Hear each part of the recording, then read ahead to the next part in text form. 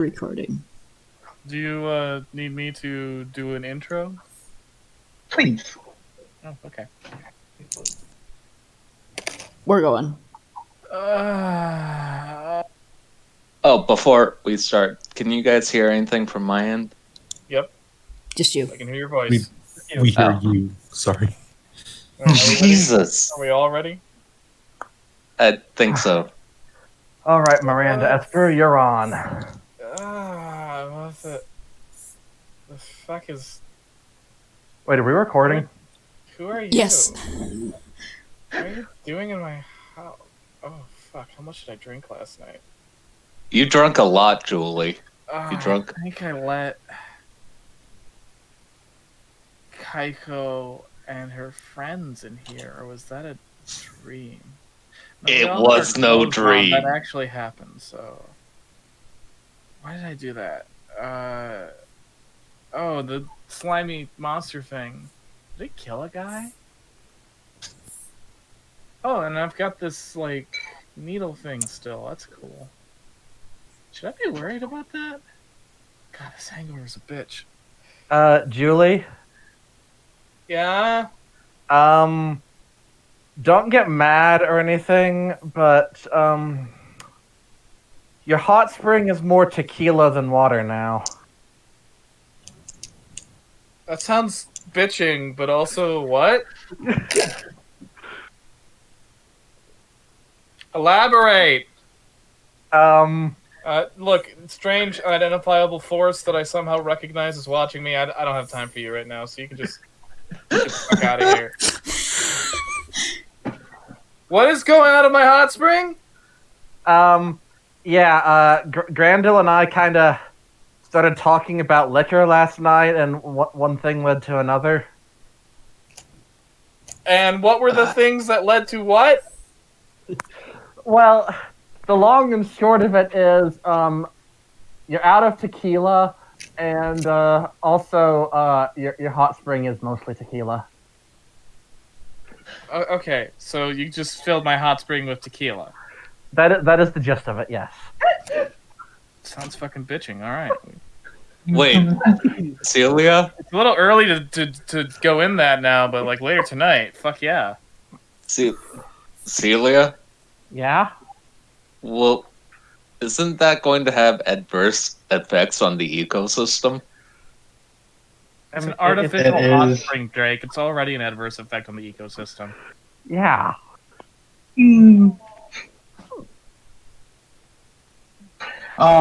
Actually, I think Celia, game mode. Celia, you actually would have noticed it was a natural hot spring. Oh. Not artificial. It's just, Wow. it's just like fenced off, but Shit. these are all natural hot springs and one of the draws of the area. Oh man. Don't worry, it's fine. Nothing about this area is natural or is worthy of preservation. My dad lobbied for that in court. Wow. God damn.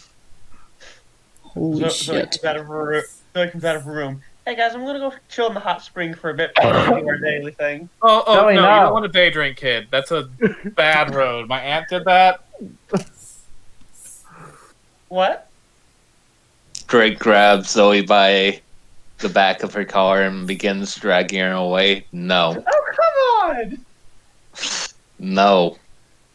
Hal is back in the kitchen making hangover remedies, which means really greasy breakfast burgers for anybody who... Oh god, you're making me hungry, Kelly. Good. Fucking hell, breakfast Question. burger. Yeah. Question: Did Hal actually sleep last night, or is he still like? He is a responsible Running on adult, caffeine. and he slept last night and woke up early because he knew these fucking idiots were going to drink. Or at least some of the idiots. At least some of the idiots were going to drink. And he's like, Grandil, can you carry me inside? I absorbed a lot of tequila. Drake comes in and just sets Zoe down on a stool in the kitchen. Her arms are crossed and she's pouting. And I imagine Kaiko and Hal are like the only adults Come on, you could let a little teenager drink. I drank all the time when I was a teenager, and I'm fine. Okay, I changed my mind. I don't want to drink anything.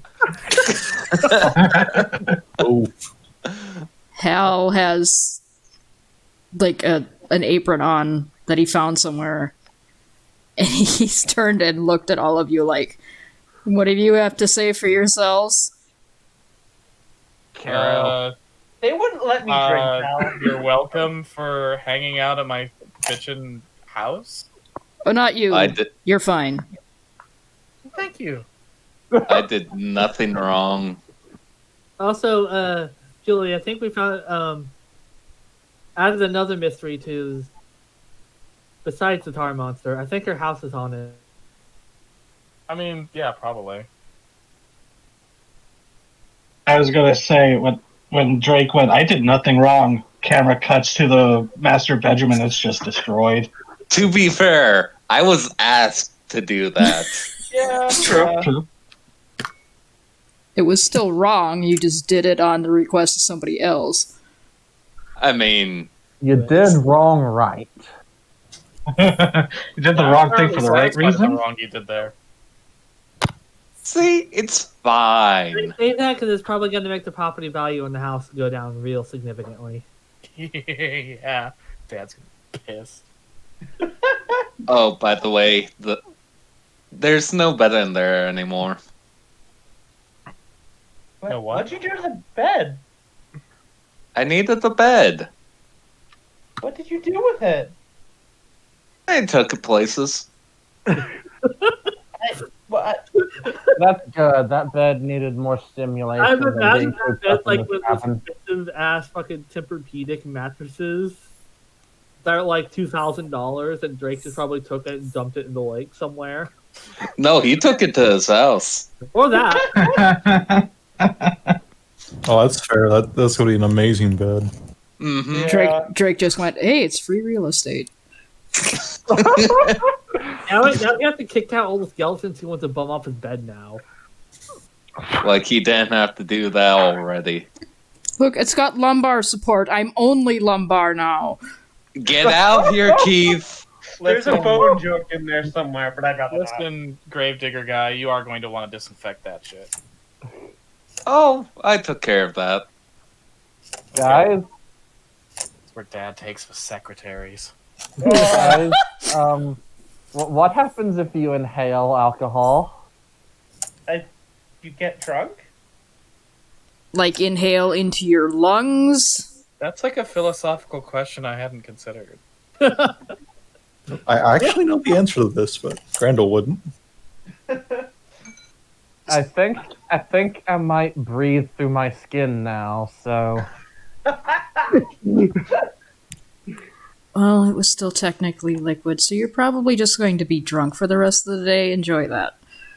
okay. And Celia lurches her way back indoors, still frogged out. Oh wait, has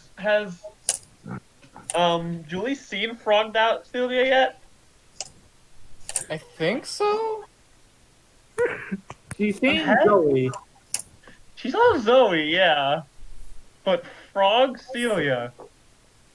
I think by this point she's just kind of accepted, seeing the moth snake person. She's just And- waiting to see what everybody else is now. Oh yeah, Julie helps the Catman. What? Catman Brothers? What? Hal is the Catman. No, he isn't. Hal is just standing by the stove, The- like with the a spatula, Catman- staring at you, like what? Not that I know nerdy cryptid stuff, but like the Catman is a local phenomenon, so. Yeah, It's not and Hal. he's a local. Hal is not the Catman. Oh, Gravedigger guy, Come on, you are Drake. full of silly jokes. Come on, Drake. If I ever get out of here, Zoe what walks up to Catman Drake and do? starts trying to push him away and hands him $20. Drake's not the cat. Hal's not the Catman. Come on, Drake, let's go. Yeah, he's the dog man. The Michigan dog man. Let's go Here there. on vacation. You see that? You see, I would buy that. Yeah, I get like a dog-like presents from Hal. Hal, can you toss me one of those? They're on plates on the counter, Celia. You can have as many as you want. Okay. Then she just kind of uses the sink as a guardrail to lurch her way over, grabs a plate, and then just stuffs the whole thing in her mouth at once. Along with the plate. Yes. Celia. Celia? Well, I guess the ceramic isn't gonna hurt you much. So, not to Debatable. rush things along, but what's our plan of action with, like, Mr. Goop? Well, we've seen it. Now we just and we have decent evidence. Oh, by the way, it was in the house. What was that last bit? Oh, one of these things in your hidden room was stolen. Which... Okay, what thing? It was like a tooth of some sort, and it was covered in tar, so it's been here. Oh! Huh. Think it's related?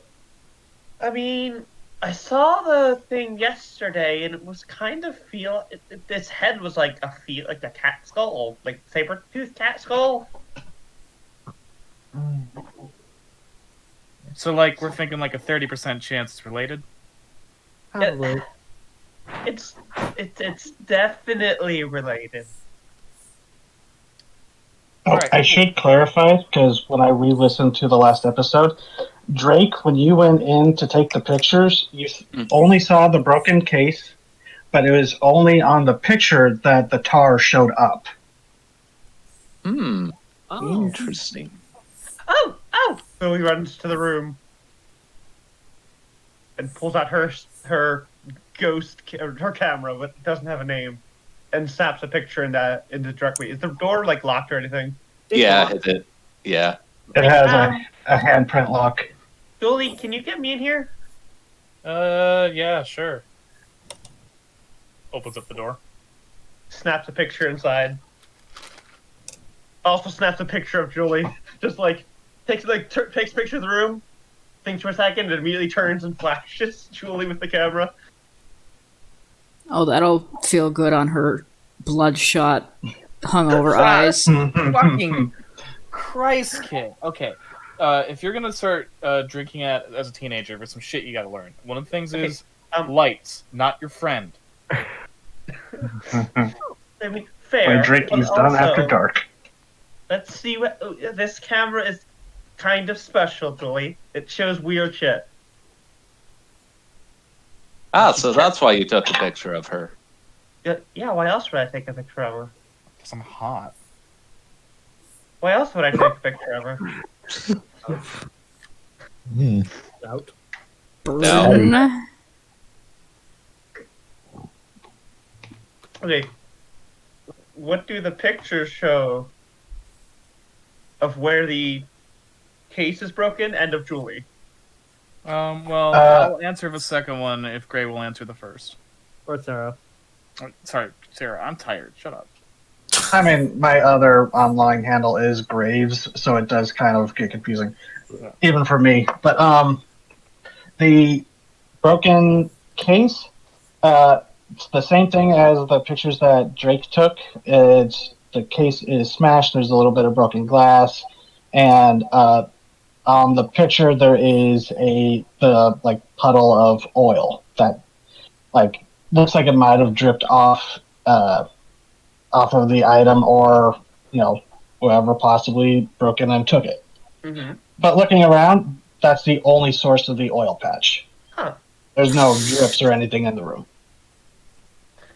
For sure, something. And then you see horrors around the previously mentioned items, but Everything in here looks like it's vaguely melody weird.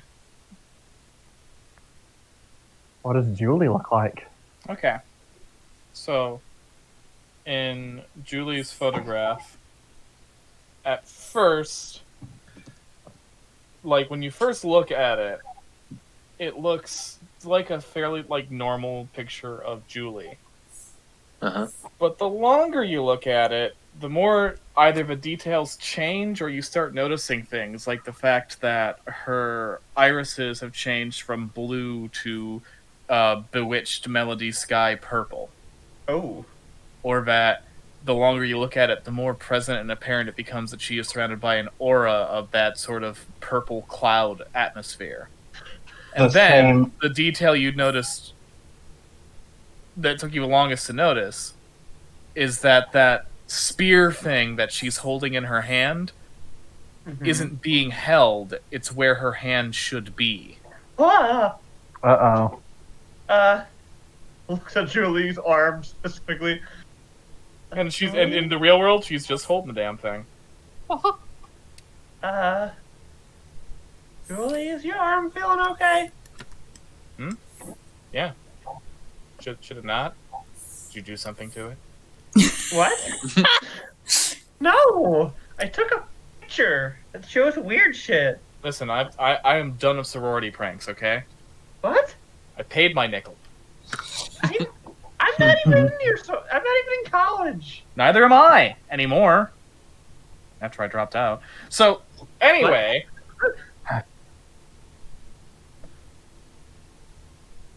So, we got Tar Monster. So, at least like a 45% chance it's involved with that thing that's missing from Dad's study. And the thing, I'm pretty sure had some kind of melody weirdness going on with it, because everything else in there did. Mm-hmm. Also, I took a picture of you and your arm was gone. That's some fucking goosebump shit. I love that one. She's and die. Shows Julie her picture. What are you talking about? My arm looks just fine. What? Oh, look. Well, stare at it for a couple seconds. It takes a second. Julie stares at it for several minutes and never notices what you're talking about. Oh, that's my arm. Man, that thing, that the spear thing looks really cool.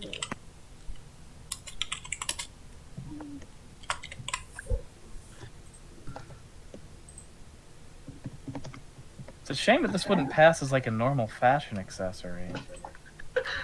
What is with you with that thing? I just think it's neat, okay? But, like...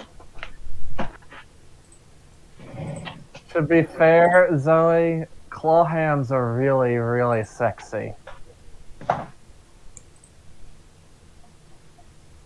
Fair. Sure. Fair. I have a bad joke, but I'm not gonna make it this time.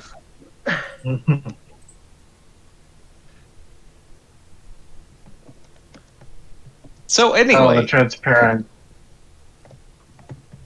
oh, go on. Oh no, I was just commenting that art, the line art, Scappa posted. The transparency just makes this look spooky. So we're dealing with a ghost that wants its bones back. A tar man, if you will.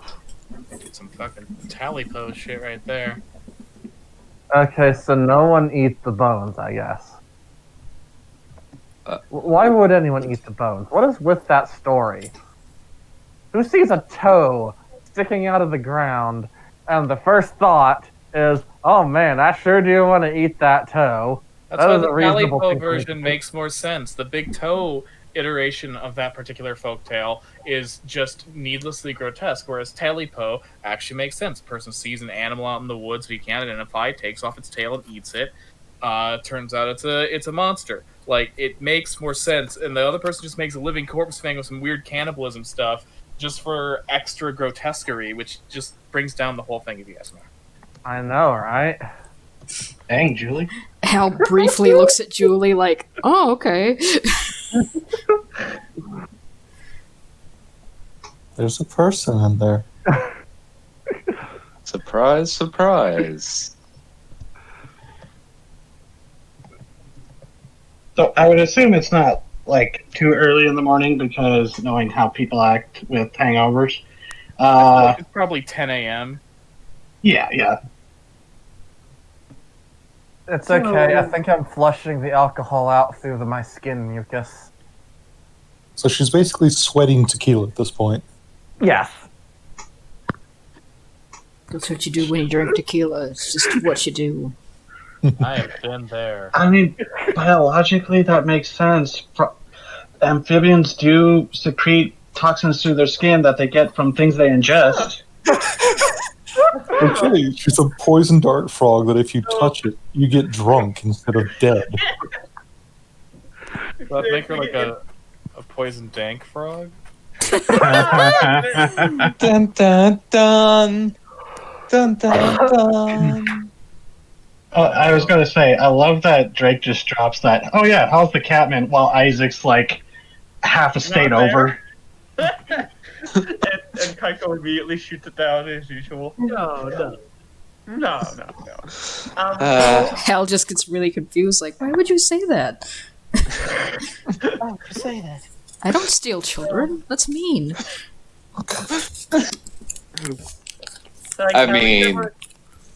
I mean, when you look at it, aren't cats a type of child, basically? No. I like cats. What about the entrepreneur? Like, he's a special case. Right. That's strangely adorable. Oh, that's actually a perfect time. It's like Oh, Charlie sorry. Bucket. It's like Charlie Bucket, you know? Like, 1 out of 5 kids you can stand. 1 out of 5 Julie. kids. But the other four can just go right to the fucking disintegrator. I imagine Hal, Kaiko, Zoe, and Celia are just around Julie. It's like, Bitch, you were Veruca Sulk. So, Violet should have gotten the factory. ew, I'm so she confused. popped her gum. She was willing to put herself at risk to test products instead of delegating it to her workforce. I respect her for this. That doesn't seem right. Hal is actually just kind of quietly going, yeah, I understand that some kids don't click with people, and it's good that they don't interact with them because that'll fuck them up. I would like to note that I do not share Julie Hazletal's opinions on kids. I used to, though. Yeah. But then things changed. Times changed, people changed. all right, Something. so we should probably. So for a course of action, we should probably go to where we saw the thing last night and track it, and see Yes. if we found where it lives.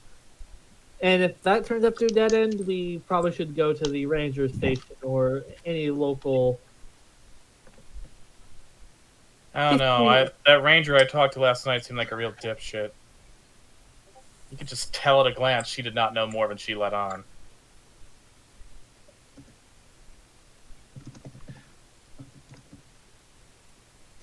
And it more historical records than people. I gotta get you. We're gonna. I'm trying, Julie. I'm trying. Yeah, okay. What are you trying? Oh God. I'm trying. I'm like, it's like fucking Pulp Fiction. I'm trying real hard right now. I'm trying. I'm trying to help you, but you're making it kind of hard sometimes. Sometimes. I understand. My beauty is very hard for people to take. No, Julie. Yeah? Just stop. Fuck it, I'm going to the ranger station. And Drake just walks through the walls. Alright, it's a big goose egg, but okay. Okay, so do the the scene transition. Drake just walks through a wall and appears outside of the ranger station, which is connected to the the Long Rest State Park Visitor Center and Hotel. It's connected to the Visitor Center. It's kind of stationed in the back, and you see the same truck from the night before. But looking inside, it seems to be unoccupied. Hmm. And it's like a small. It's a small office there, and there's only like 2 desks. One of them is for a Laura Yorkin, and the other one was Alan Avery, or like the little plaques on the tables. I see. Is anyone else here with me? Not at the ranger station, but like if you step outside, like you can see the parking lot for the visitor center actually got it's like a third of the way full, but you see a school bus start pulling in from it's coming down the road towards the visitor center, and you see some people like milling about the visitor center. And as the bus approaches, you see Melody Middle School on the side. No matter what's the how school? far I go. The school in Melody? Melody Middle School sounds good enough. I don't think Melody's the kind of time it needs to like give their middle school a fancy name. It is. Yeah. I thought the middle school was merged in with the elementary school. I thought Melody was one of those towns. Okay, it's like Melody School be. District. Or it might be used as the high school too. Yeah, it says like Melody Yes, School the Melody District. Unified School District. That sounds good. That sounds like Yeah. work. Okay. We have to make sure we're consistent in our lore. If there's not consistency, there's madness. And when we have madness, it's not a good time. I mean, I'm pretty sure the consistency and madness go hand in hand. Debatable. Beanie Babies. Beanie Babies. Beanie Babies. Oh, Drake, you do actually. There is one like sheriff's vehicle just parked off in the parking lot. Is it from Melody or? It's the highway and state, like whatever state this takes place in. It's not Melody. It's like highway sheriffs. Yes, Highway Patrol. From the district of Redacted. Gotcha. State police. Yes, good old-fashioned state police.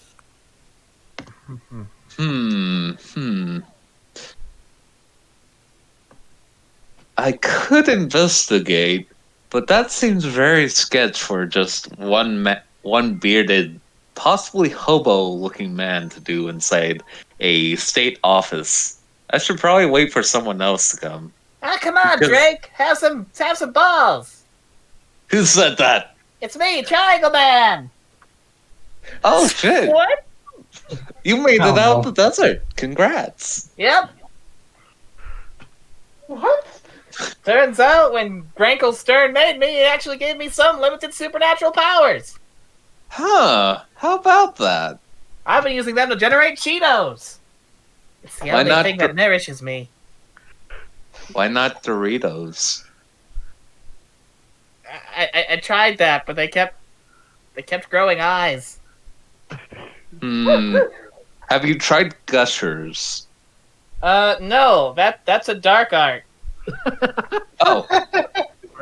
Drake reaches into his pocket and hands Triangle Man some Gushers. Oh, finally.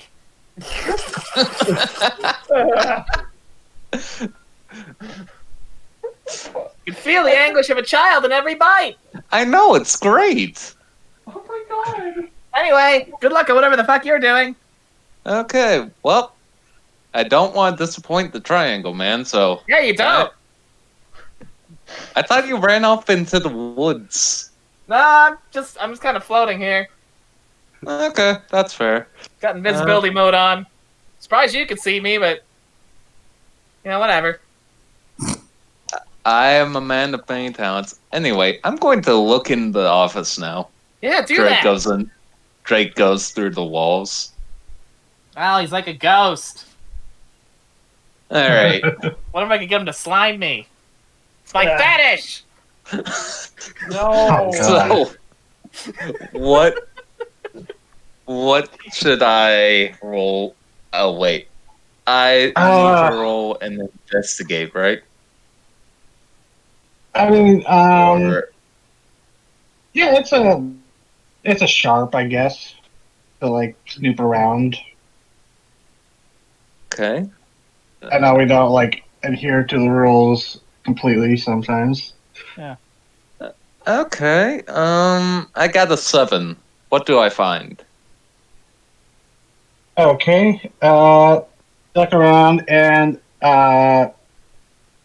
it seems like a typical ranger station. You know, they've got the big CB radio or like the radio. There's a map of the park, and you can see like the visitor center is to the southwest of the Whistling Geyser Fields, with the petrified tar marsh due north of that, with the hot springs kind of being north of the visitor center.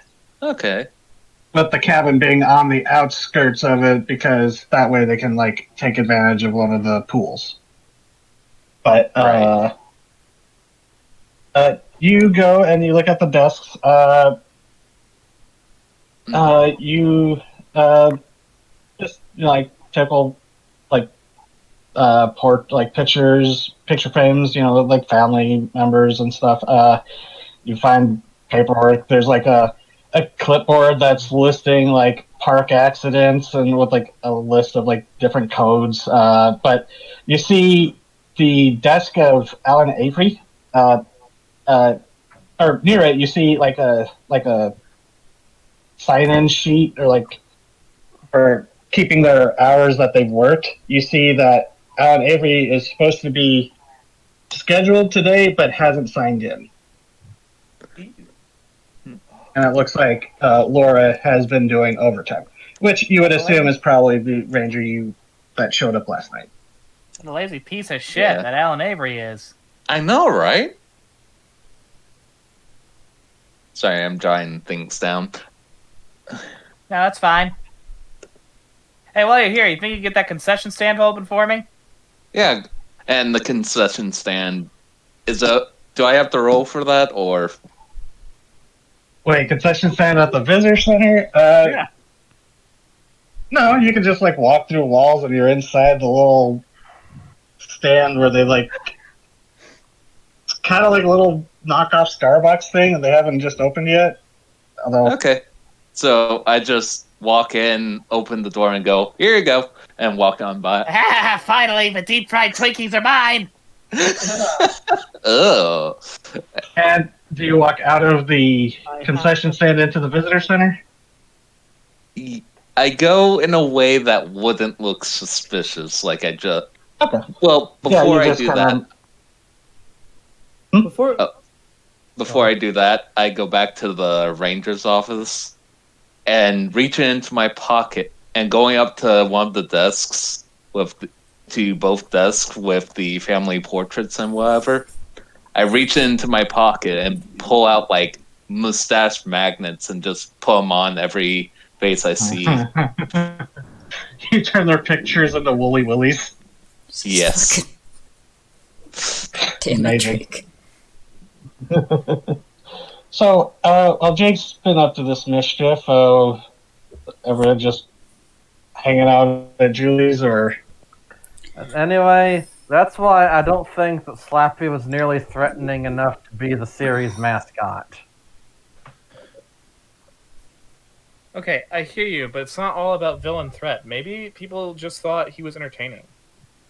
He didn't even do anything, though. I His mean, jokes were so bad.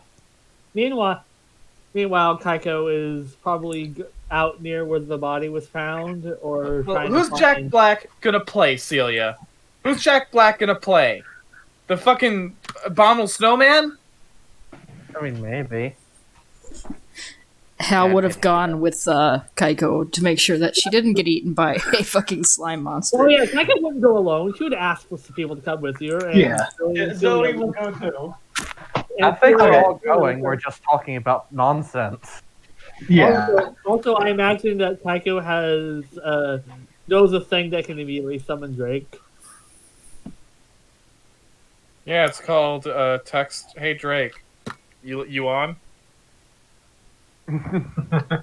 Actually, Drake's right there with you, just listening in. Hello. Hello. So, found some things. Gave some mustaches. Also, apparently there's a triangle man now. That's pretty neat. What's a triangle man? What? The gravity falls ended.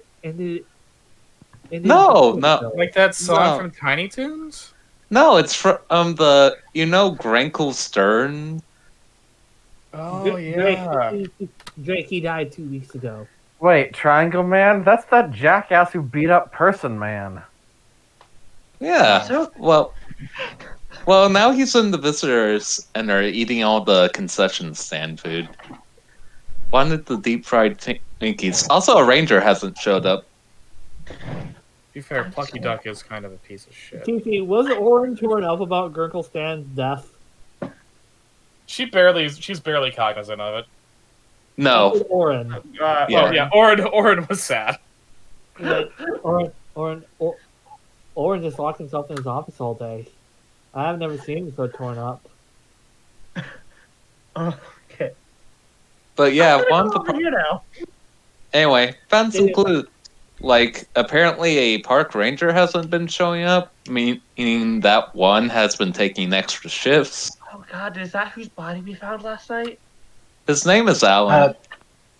The body last night, because you looked up the wallet, was a person who worked at the visitor center, Harold Pearson,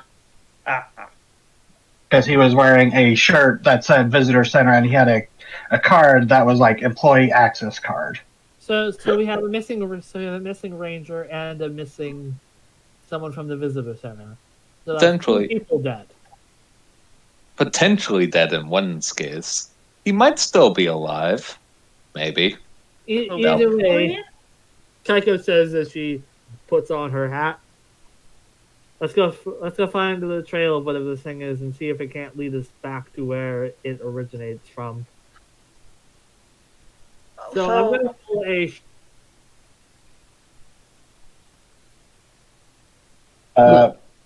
Going back to where the body was, it has been moved. The cops did. Yeah, that's when the body was taken. Yeah, everything was taken, and it's like cordoned off just by some police tape. But nothing's like no one's posted and watching anything. But do a investigative mystery. That would be a good one. Another sharp roll.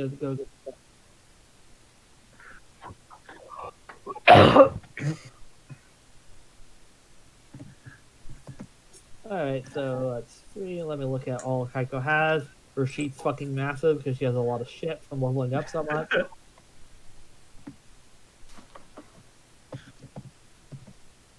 Alright, so that's all.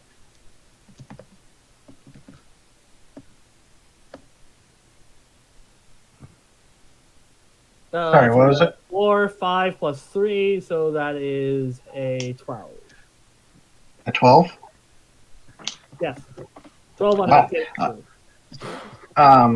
Okay, so you do find, like, you look around and you like look in the direction that you saw it dash off, and you do find bits and flecks of tar and oil that seem to have dripped off after Grandel hosed it down. Alright, I found something. It's heading off in this direction. And it is going north towards the kind of northeastish direction, kind of a curving arc, vaguely in the direction of the hot spring. Not the hot, like south of the hot springs, but towards the geyser fields. It's heading towards the geyser fields if my map is correct. All right, let's go look around, see where this takes us. Lead on, maybe, mystery girl. Maybe one of us should look from above to make sure We have we're not Grandel. walking. Yeah, I know. Oh, I should point out again that, well, Drake, you probably would have seen it while you were popping around the ranger office. The visitor center does have a small museum detailing it's like, natural museum, and you just saw a sign. It's like it's like natural sciences and folklore. Okay, I'm going to relay that information. Hey, there's a museum. We should probably check that out. That's a good idea. It's heading to the geyser field, so if we swing back towards the museum and see if we can get anything from there. So we're not going in against something that We're not prepared to face. It might have clues, too. Also, we can visit the gift shop and support our local economy. There was a big sign saying "Visit the gift shop." Woo! Well, I think even last session, as you all rolled up, Kaiko's like, "Oh, the competition." oh no, as decided by previous sessions, is that all the gift shops in the thing work together. Yeah, we support each other. You know, what's good for one is good for all. Yeah, that's how it is with it's not your hemorrhaging competition, because if someone's going to go to your wax museum, they're probably going to go by to the other weird curios to see along the highway. Yeah. Like, if you're going to one, you're probably going to be interested in the other. It's a healthy ecosystem of weird curio shops. Of preying on people who have to travel a long distance. Exactly. Hey, that's just like crocodiles preying on wildebeest during migration. It is very much like that. It is basically a float of Nile crocodiles all waiting along the route. So, who is going to the visitor center, and was anyone going to keep on the trail? I'm going to assume Grandel's not going to walk up to the visitor center. Probably not. So, should someone stay with Grandel so he's not here by himself? I can. And I shall stay with Hal. You don't stay anywhere, Drake. You wander wherever the plot is most convenient. Oh god, you're drunk enough that you're breaking the fourth wall. What? Nothing. Hey, look over there. Like, I do like staying at that cabin. Do not break the walls. Okay, so Drake can pop back and forth, so he can be our, info delivery. Theoretically, he could take someone with him. Okay, he did that once, and I wound up underground, so I don't think that's something we want to repeat. Unless you want to take a tar bath.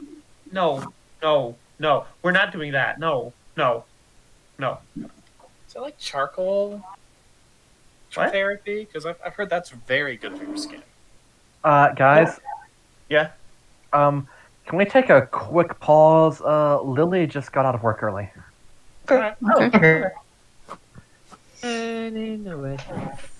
Oh god. What insanity is going to happen while she's gone?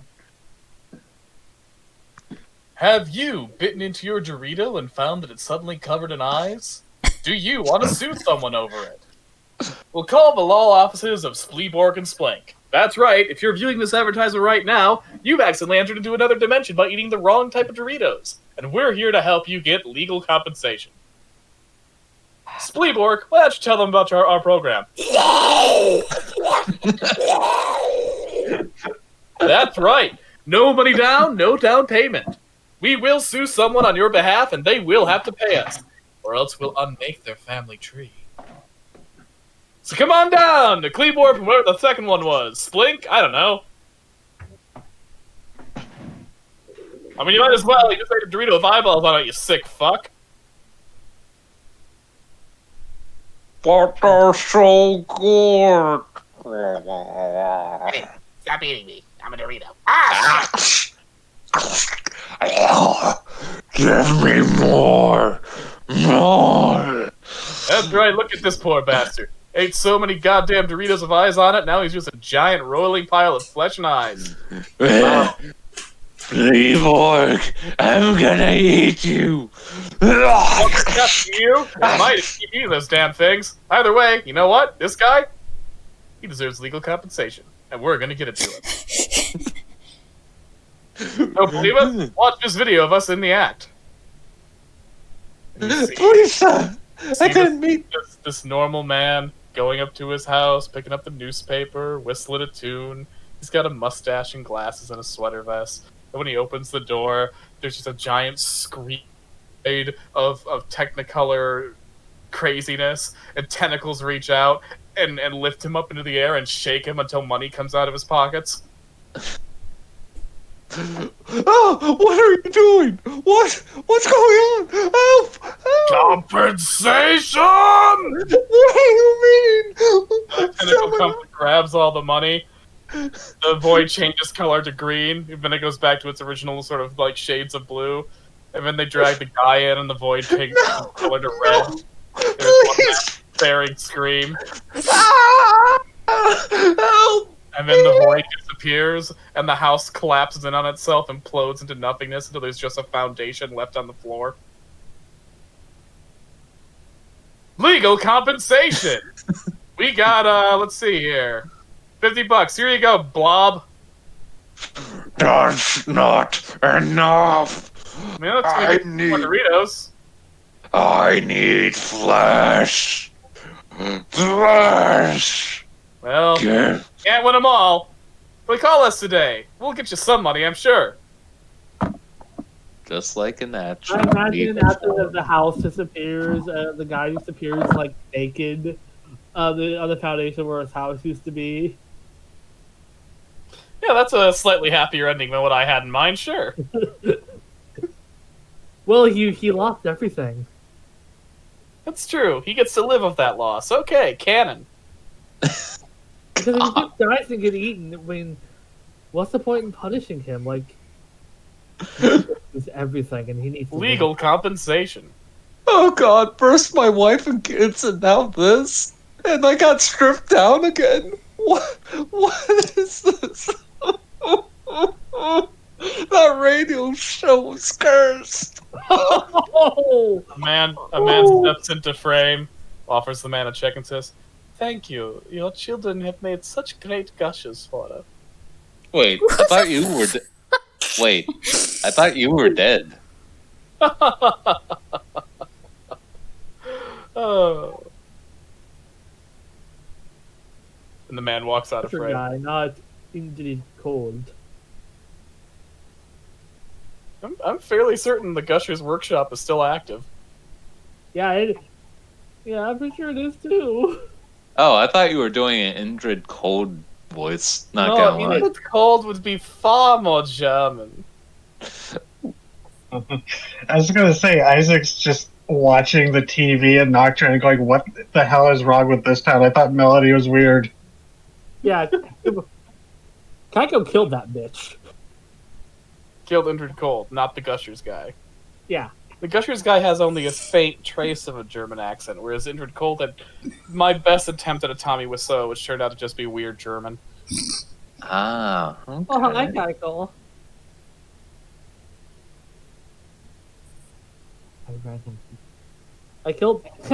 I killed both his fucking human form and his moth form, now that I think about it. Meanwhile, in the pit of the underworld. Socks! Thank you. The White House cat? Corey in the house? Anime? Puma? Chinese cartoon. Skipper! Little buddy. Chief McCloud.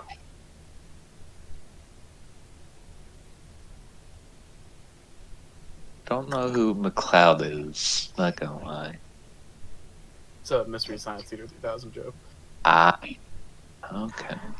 I live under a rock, you see. We find ourselves in a sewer with I think- an Australian man wearing khaki clothes, including some somewhat upsettingly short shorts. Hello. Today, we're going to discuss one of nature's most beautiful miracles. The sewer clown. Now, I know what you think. You're thinking, sewer clowns, aren't those a pest? I've heard they eat children and offer people balloons. Well, I've come to tell you that only some of those facts are true.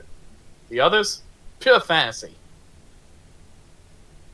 Now, sewer clowns, as you may or may not know, aren't actually the same species as regular harlequins. Honk honk!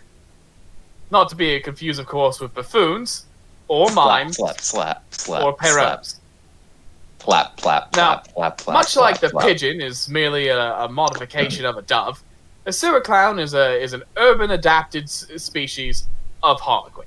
And then and then out of the mug comes the sewer clown tackling him. Oh, there's a feisty Sheila. Oh, look at this one. As you can see, despite living in a layer of putrescence and filth, this sewer clown is perfectly adapted for its environment. Look here, the ruffles on its neck, perfectly lily white. And if you check on these spots, he's grabbing it and wrangling the creature. You see the spots on its cheek?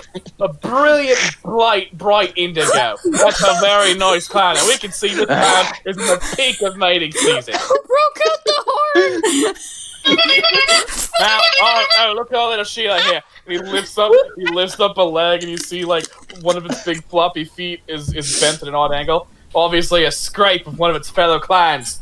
Don't worry, Sheila. We'll get you in the infirmary and patch you right up. Now, it's important to note that sewer clowns, despite being incredibly well adapted to living in our refuse systems, are still an endangered species. Because humans believe that these creatures have to be hunted down, just because occasionally, when our children wander too close to a sewer grate, they do drag one in and eat it. That's not the clown's fault. We're supposed to share this earth with all of God's creatures. Give me the clown. Join me next week as we travel into the vents of a local office building to find a breeding population of mime. The fucking horn. Oh. Who's talking that? Zero was. Yep. It's fucking perfect timing. Just imagining there's like that one Tumblr post that was going on way back about the shape of the water ASMR that The shape of the water guy beating the shit out of Pennywise. the fucking Wii bit music or the Wii music was playing in the background With wet slaps. Hey, what did I miss that I heard Kelly dying about? Steve Irwin XP did a nature documentary on clowns. In the sewer. God, no. And he wrestled with one. Who did? The Steve Irwin XP. And now my YouTube recommendations are all going to be full of clown sound effects. Worth it. You've done this to yourself, Anakin.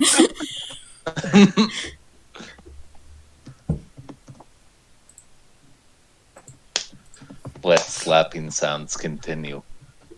In the depths of the sewer, you just see a multitude of glowing red noses popping up. The hive has been awakened. I'm gonna towards the ladder actually. I said ladder. PT. Yeah. TT, please give me some material here before I bring about the clown reckoning. Please. Alright. Okay. Well, time to finally taste deep fried Twinkies. Oh, no, you don't. Oh, damn it, it's that security guard again, and he's got a butterfly net. That's right, Triangle Well, Man. only one thing to do, and Triangle Man throws boiling frying oil on the security guard, horribly melting his face. As the guard screams, he quickly refills the oil to deep fry some Twinkies, grabs a handful and runs out of the museum. Screaming, his eyes melting in their sockets. He's peeling off. It smells delicious, but it looks horrible. And then, like, as his face is melting, he stumbles around, getting like powdered sugar on him and He whatnot. actually knocks over the Twinkie frying cart. It falls, boiling oil falls out, and an electric, like a cord, like snaps and breaks. Sparks hit the oil, and suddenly the food court is beginning to catch on fire. While the security guard is stumbling around like fucking Frankenstein, screaming and he's marching through the burning oil. Other people come, like a teacher from the tour group pops in, sees this, slowly closes the door, and ushers the children out. And the lawyers. Okay, this can't be canon. No. This is gonna, like, derail. It can be if an hour later we come to the visiting center and they've cordoned off the food court. God. Oh my god. I mean, an oil fire isn't completely impossible to take care of. They must have some precautions for that because they don't want to deep frying food sand. They would just have to close the food cart for the day. Stop, drop, and roll! And firefighters break That's in. not what you want to do when you're covered in Oh wait, burnt that's why it oil. was closed on a Saturday. This is post. Stop, drop, That's and why it roll! was. That's why it was closed on the first page. They kicked him out the first time, and then Drake just let him back in. And then this guy in a poor firefighter's outfit just comes out of nowhere and begins spraying the guard with a fire extinguisher.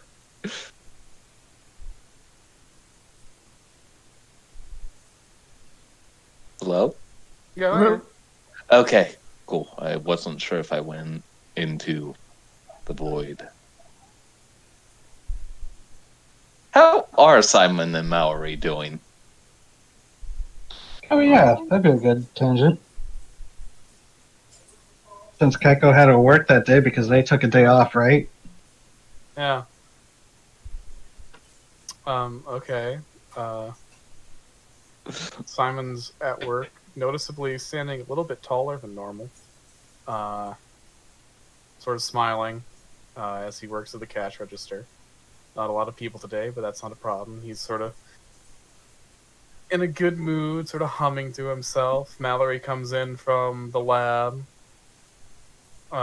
Initially, with business, but as she looks around, she sees no one's in the museum, and she goes over to Simon at the cashier stand, grabs him by the collar, pulls him in for a kiss, lets him go, and waves flirtatiously at him before heading back to the lab. Simon hums a bit louder.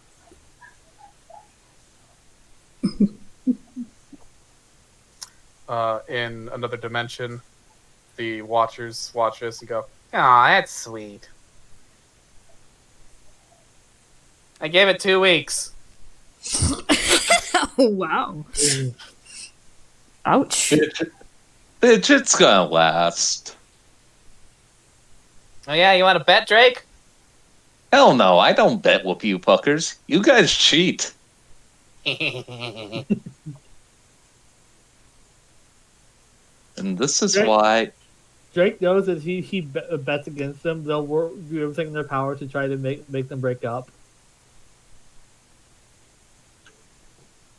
Yeah, I remember what you guys did in 84. That was fucked up, man. They were kids. What the fuck Why? are you on about? You know what you did. Oh, wait, that was the old generation of Watchers. Those fuckers got purged. Yeah, we ate. Right. When Orin helped us take over this place. I guess that's canon now. Yep.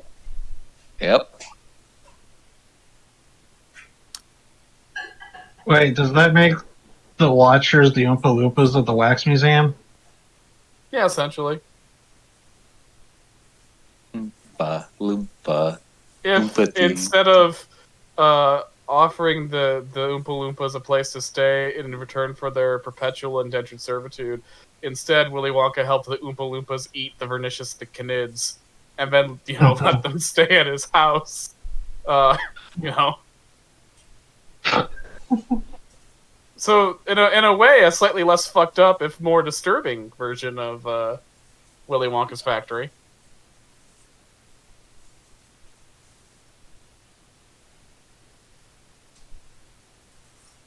And that's now canon. Woo! Wait, does that mean Keiko or Simon is the Charlie Bucket? I guess both of them kind of are. The party is collectively Charlie Bucket. Julie is a Veruca Salt. Yeah. Although it turned out better for her so far. Just avoid any giant geese. Or squirrels. Oh. Okay, what other insanity happened? Yeah, nothing much. Yeah, our tangents haven't really been. Simon and Mallory kissed. Okay, no, what happened? No, that's what happened. Yeah, Narrowed eyes. it's true. We haven't really had much of a tangent today, you know? I've made a couple of sweet little vignettes. Yeah, I might be tired. I wrote 2 chapters last night. That's fair. The creative juices are running dry. Gotta let him recharge.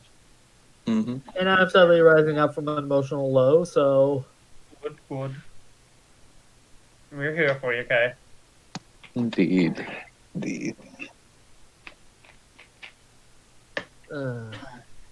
Hey, get here one way or another when you are ready for it.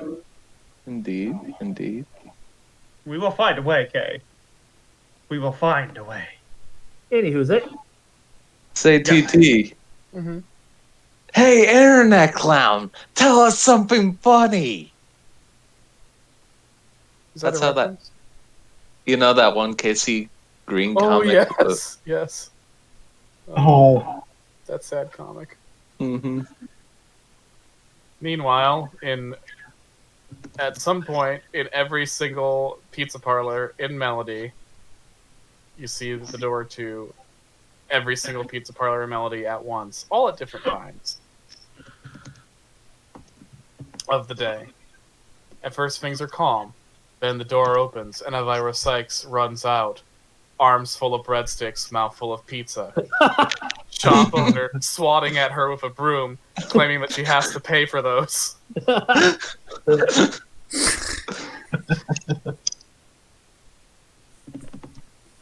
I imagine in Melody newspapers, Mothman steals pizza. No, it'd be the government steals your pizza. Strange government agent stealing pizza? Are your tax dollars next? I mean, the answer is yes, because it's the government. Yeah. I imagine one newspaper is like, this is what happened ever since the administration refused to concede. Wow. And the other newspaper is like, this is the future that liberals want. Remember, Melody is a better place than our world. Yeah. It's filled with monsters and existential threats, but they're the kind of existential threats that are fun to think about. And some of them we can befriend. Most of them, really. Most of them, Except yeah. the YouTuber. Other ones put to the sword. Oh.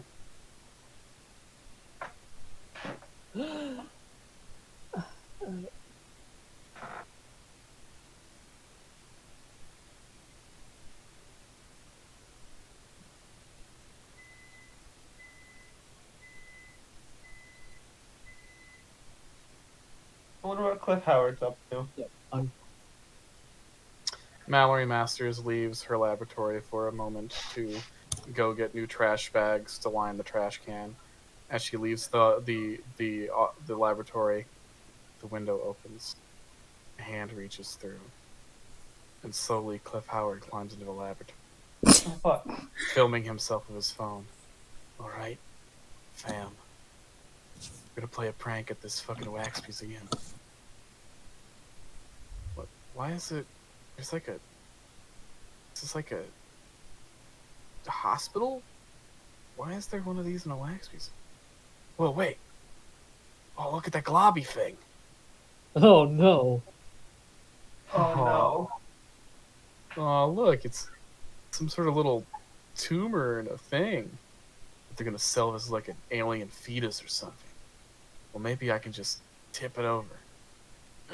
Alright, okay, actually, this is pretty heavy. I know, I'll just reach in and grab it. No. Cliff Howard, his hand reaches over the tank, where the piece of all that remains of the Alto mass currently swims. His fingers get perilously close to the water. The little globster will turn to look at him, its tendrils beginning to wriggle with anticipation. Unbeknownst to Cliff, the top of its body opens, peeling, flaying itself to create a set of jaws and teeth as it waits for his fingers to get closer and closer. And Drake comes in and pushes him to to the sound of a doorknob rattling. Damn it! Shit! And he runs and hides in the closet as Mallory Masters, her lipstick a little bit lighter now, having just kissed Simon, walks in, replaces the trash bag, doesn't notice Cliff hiding in the corner, busies herself over her paperwork.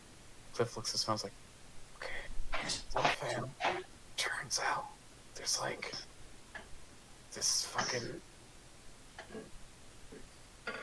bondage lady in here. I'm gonna try to chat her up. Wish me luck. Hey, baby. Oh, fuck! As he's sprayed with mace. I don't think she'd be Cliff Howard rolls on the ground screaming as Mallory Masters just maces the fuck out of his face. Mallory, wait. Oh, hey, Drake, what's up? That's not the proper way to do this. You need to do this. And Drake stomps on Cliff Bauer's face. And he does it a second time. Because he can. Oh, what's going on in there? Oh, we've got a YouTuber trying to break in. Oh, again? Yeah. It's like 3 times a summer. Alright, I'm getting the broom. Minutes later, the back door of the Wax Museum opens as Simon, using a broom, just kind of shoves Cliff Howard's writhing body out of the back and then closes the door, leaving him to twitch on the floor outside. I imagine he also got tasered. Yeah, he starts to get up, and person walks by and tasers him. Also, inexplicably, his car was fire, set fire. So should we call the cops? Oh, no. No, not after the last time. Duchess Scissorjaw ate the guy's foot. Oh. Yeah, we've kind of just decided to let the reputation of this place speak for itself, security-wise. Plus, all cops are bastards. Yeah, all cops are bastards. I imagine it's like the Fairly Odd Parents episode when the popular girl's friend, after she broke up with being her best friend on the escalator, but it's Uli Prowler. Remember, kids, blue lives don't matter. Drake comes out. Offbeat melody. God. Drake comes out and sees Cliff Howard's writhing body. It's like, Ah, I know. Since that mattress, I can't clean it. He brings out the mattress and just stuffs Cliff Howard into it.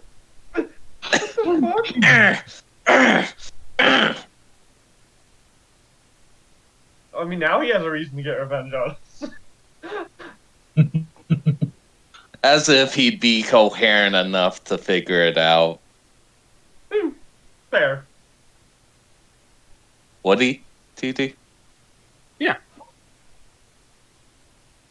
Rufus, the hide behind, just just got mazed, looking but he on just from got the mazed tree, by- like that's fucked up.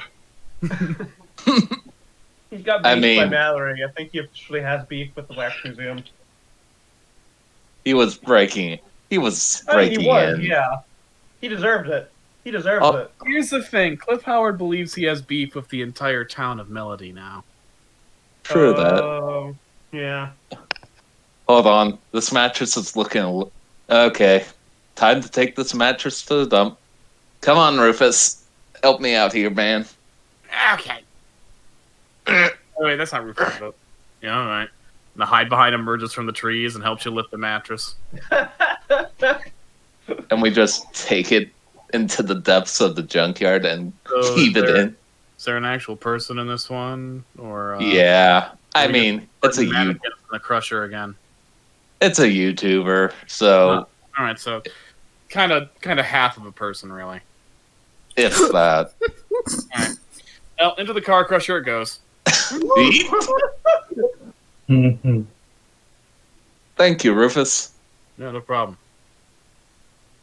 So, Little do we know, this isn't Cliff Howard. This is the Jake Paul to Cliff Howard's Logan Paul. Oh god. It's his brother. Pete Howard. God. the idea of two of them. Well, There is there's two of them, though, TT. What? well, there's about to just be one again. He thought this was Cliff Howard, but it was actually his shitty younger brother, Pete Howard. God damn. Yeah. As he's slowly on a conveyor belt heading towards the car crusher. Getting ready to be made into a new license plate. Or whatever they do.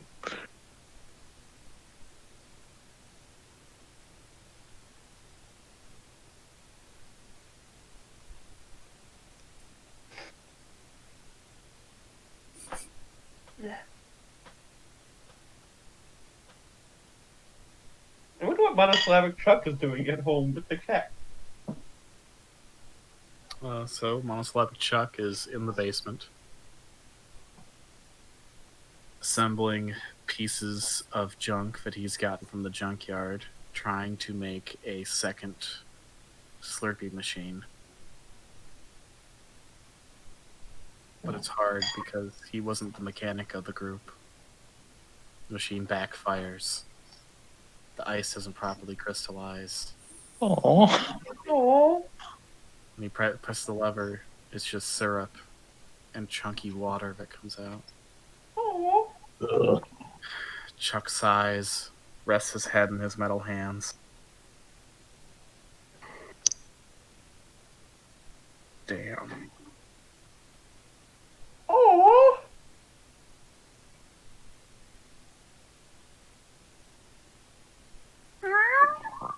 He looks and he sees one of the cats with him in the basement. He sighs and does his best to pet the kitty with his robot hands. The cat accepts one pet and then decides, no, that's enough of that. Chuck understands. He continues looking at the failed Slurpee machine. Sighs, takes it apart, and starts trying to figure out what to do again. He'll get it one day. Or he won't, and he'll be stuck here alone forever. No, we won't let that happen. Meanwhile, in an undisclosed location, a skeleton in the rotten clothes of a pirate sits over a very large treasure chest in a cave full of gold coins and doubloons and shit. With a big old buccaneer sword sticking out between his ribs. taps his bony fingers on the chest top and says, "Yar, surely someone's figured it out by now. Surely. Any minute now. Yar." I mean, the one person who did find the clue, man. She opened the clue in water. Drake? Hello. Drake. Give it back to me. Give it back, Drake. And the skeleton starts clutching at you. You have it. The last piece, Drake. The last piece. Give it back to me. You're going to have to be more specific. I've taken a lot of things from a lot. Piece, Drake. The last piece. The last piece. Hey! And Drake just slaps him multiple times. Hey! Calm down. The last piece of Drake. Last piece. I have no idea what you're talking to. The last piece of what? Last piece. Last See, piece. And slowly the skeleton falls asleep over its treasure chest. and this is why he was left alone in the caves. I think he wants a One Piece. And I hid it all in one piece. God damn it. Is that actually the plot? What? That a pirate king hid all of his treasure in one piece, whatever the fuck that means? Yeah, at the edge of the Grand Line. Do they like? I was worried that might have been like made up for the weird 4Kids opening, but that's actually the plot hook. That there's like this treasure hidden in one piece, whatever the fuck that means.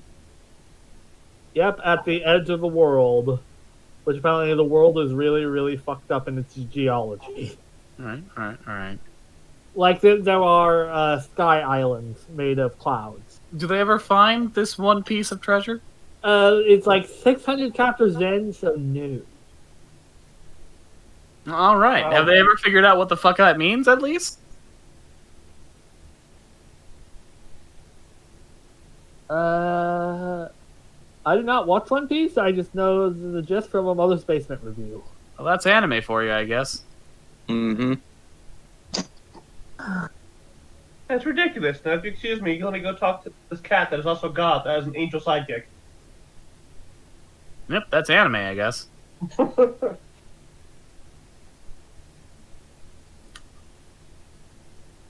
Let's check on the asphalt giant. Let's see how it's doing. Yep, it's sleeping under that asphalt. Nice. You can't do anything, buddy? No? Hey, I see you looking at me. Come on. Do something for us. Yeah, get out of there. Just crawling out. Just look, no one's coming. It's not bewitched time. You can come out. Alright, what you got there? That's a beach ball. Where did you get a beach ball, boy? Oh, you went to the beach? Did you swim? Oh, you can't because you're covered in asphalt and you'd sink, wouldn't you? Yeah.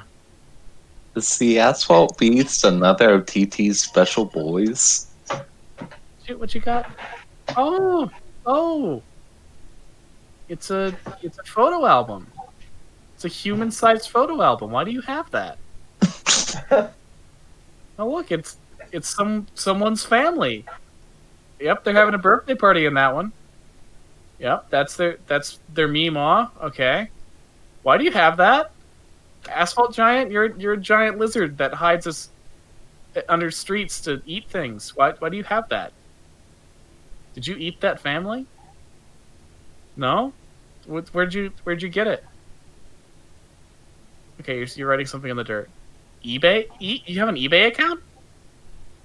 Why? Wait, what do you got in that pit there? What do you got? Are those Beanie Babies?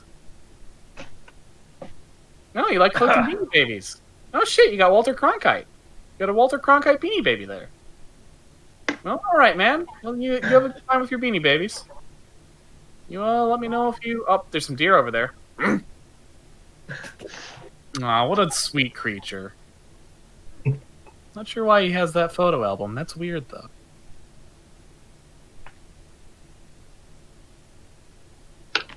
Rufus, we've gone to like a billion other creatures in Melody, and they're all doing kind of boring shit. Are you doing anything interesting? Smoking weed. Okay. Fuck it, I'm going to Hal's room.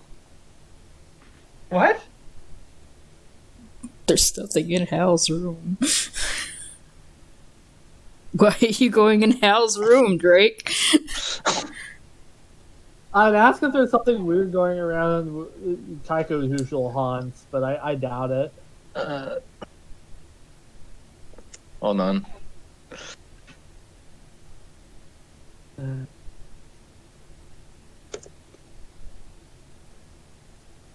Meanwhile, the campgrounds. Man has set up his RV. Satisfied that he's done a good job, he goes out to the woods to take a piss. And as he goes there, something stirs from around the woods. Something hairy. He peers into the woods, still pissing. And suddenly, something leaps out, slashes his throat, tearing it open in 4 spots.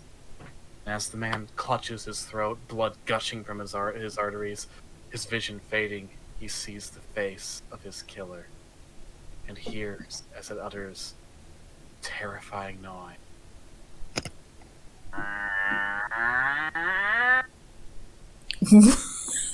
What? The Catman has finally drawn blood. What? Oh no, the jealous cats have returned. Have we made a Catman Tulpa?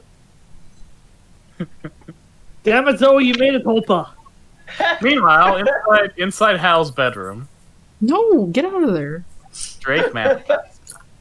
Alright. So I see you guys are here. Are you sure you don't want to go? I can help with that. The closet of Hal's bedroom opens, and several glowing green eyes light up inside.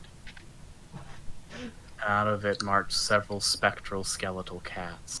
Oh. Ah, so you still want to keep an eye on him? That's fair. Yeah, he is a good kid. Okay. As you will.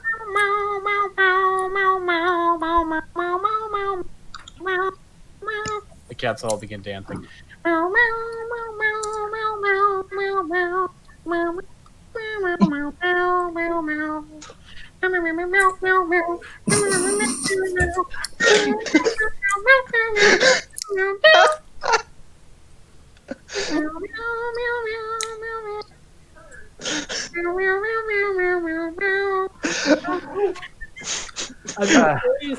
Sorry about that. We had a small Refill emergency. the time with things. Yeah, that's one word for him. Damn it, TT, I was trying to be tragic, but then you turn it to comedy. You feed. I was gonna ask what goes on at Kaiko's house when she's not there, but I mean, Um, you don't- Time. We kind I of mean- had a small emergency. What happened? One of Lily's coworkers tested positive, and she wanted to come home immediately. Oh. Oh, shit. oh, You feeling okay? Yeah, we did swing by the walk-in clinic, hoping that maybe they would be open still, and they were not. Mm. So, yeah.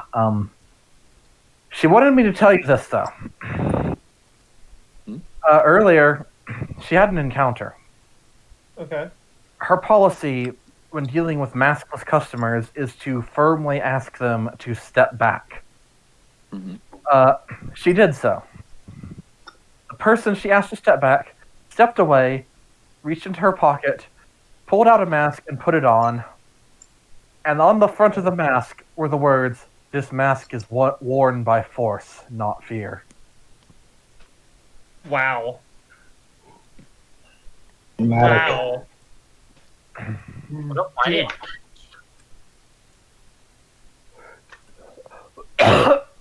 So anyway, I am back. What did you do?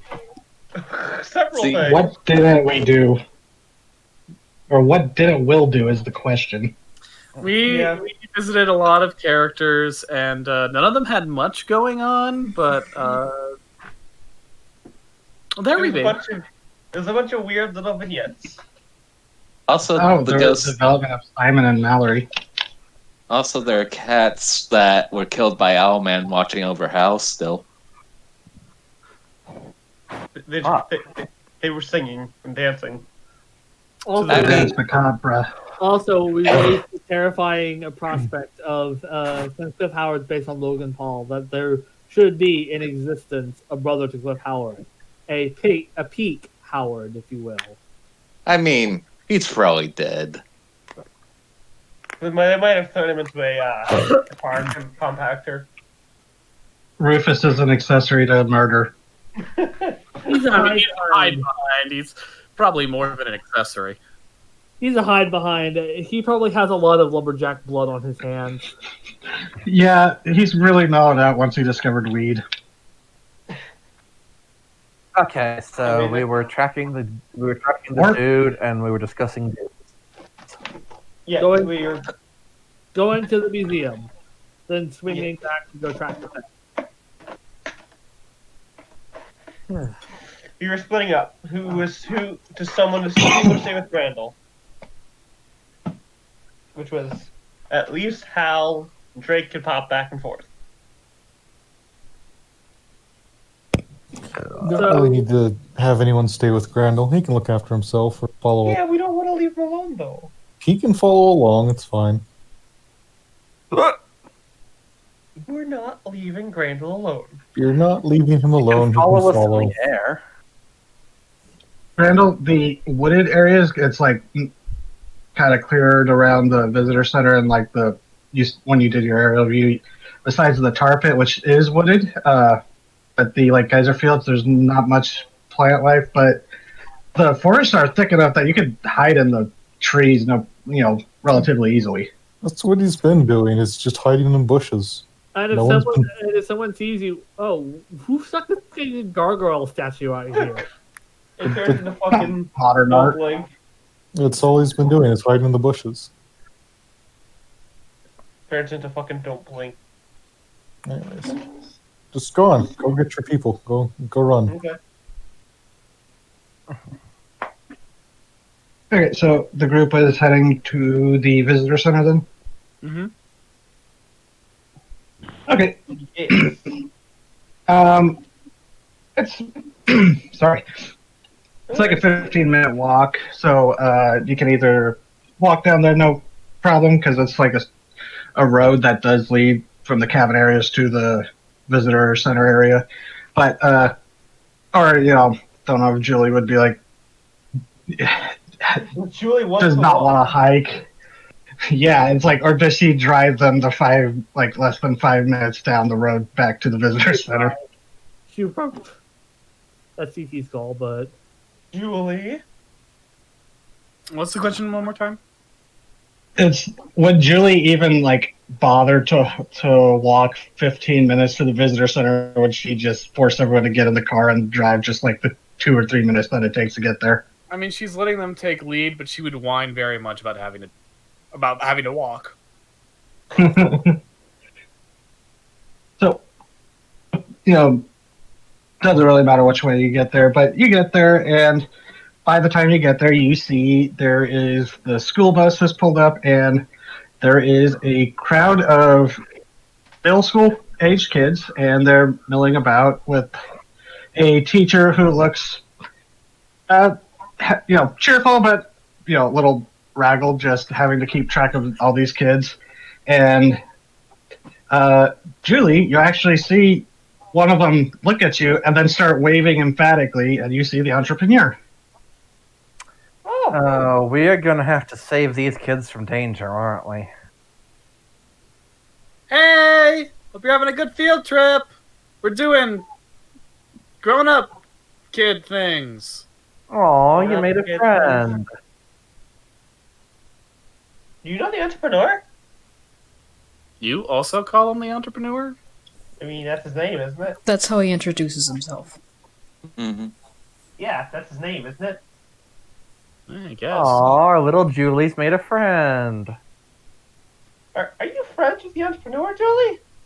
He's a nice kid. Why are you ragging on me for it? Aw, I'm so glad I didn't let you drown. Julie just looks at Celia for a moment.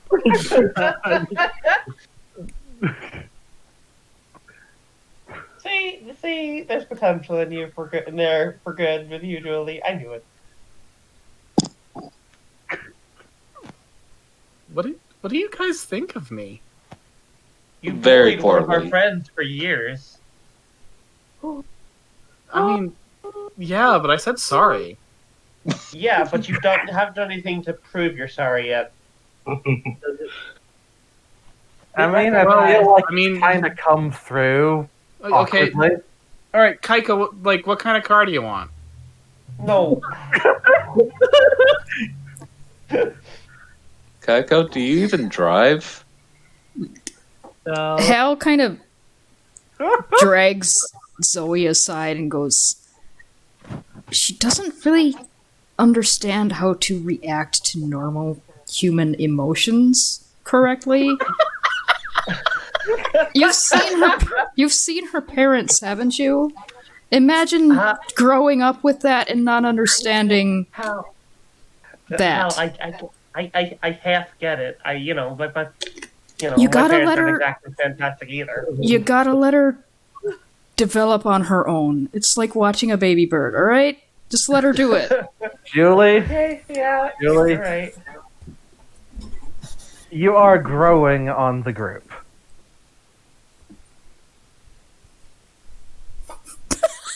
Like bad fungus.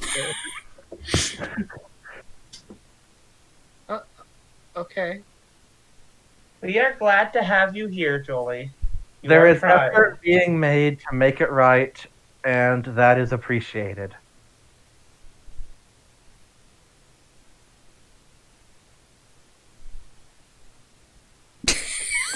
Oh god, this is awkward now. That's really awkward Yeah. to me than what I just went through. But okay. Yeah. I wasn't considering leaving you in the lake, if that's what you think. Yeah, we wouldn't Yeah. do that. Yeah. Okay. Hey, Julie, whether we liked you or not, we would still go out of our way to save you. And you're trying, and that's what matters. Also, are- I Let's go. Let's move in. I trust the entrepreneur's judgment. Yeah. Let's go. Let's go in this museum. Oh, we are glad you're alive. So, hey, as a person who's put her foot in her mouth a lot, it really just helps if you just stop after a point. Yeah, I'll be quiet now. All right, let's I go in have here. never And she starts known- walking towards the doors with the fucking spear in her hand. But maybe That'll be I'll fine. put that in the car. Go somewhere. Like, Hal kind of tucks it under her, like, sleeve, turns it around the other way in her hand so it's up along her arm. There you go, now it's hidden. You still have it. Huh. Oh shit! I'm holding this thing. From this Ah. angle, it kind of looks like it's her actual hand. Hey, I wonder if I could. And she flicks it, and it does sort of like turn into that sort of like articulate hand. Think we just pass this thing off as like a really cool prosthetic? Can you move the fingers? Yeah. How?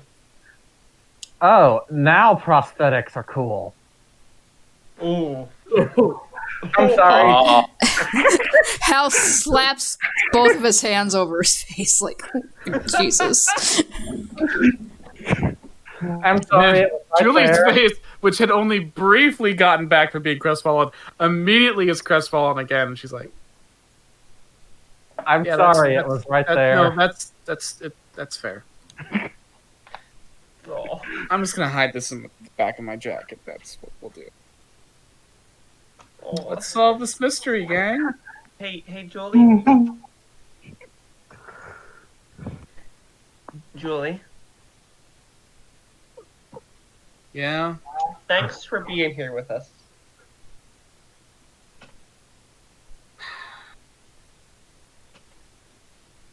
Sentiments appreciated, kid. Yeah, Julie, I'm sorry. I'm not good at words a lot of the time. I put my foot in my mouth all the time.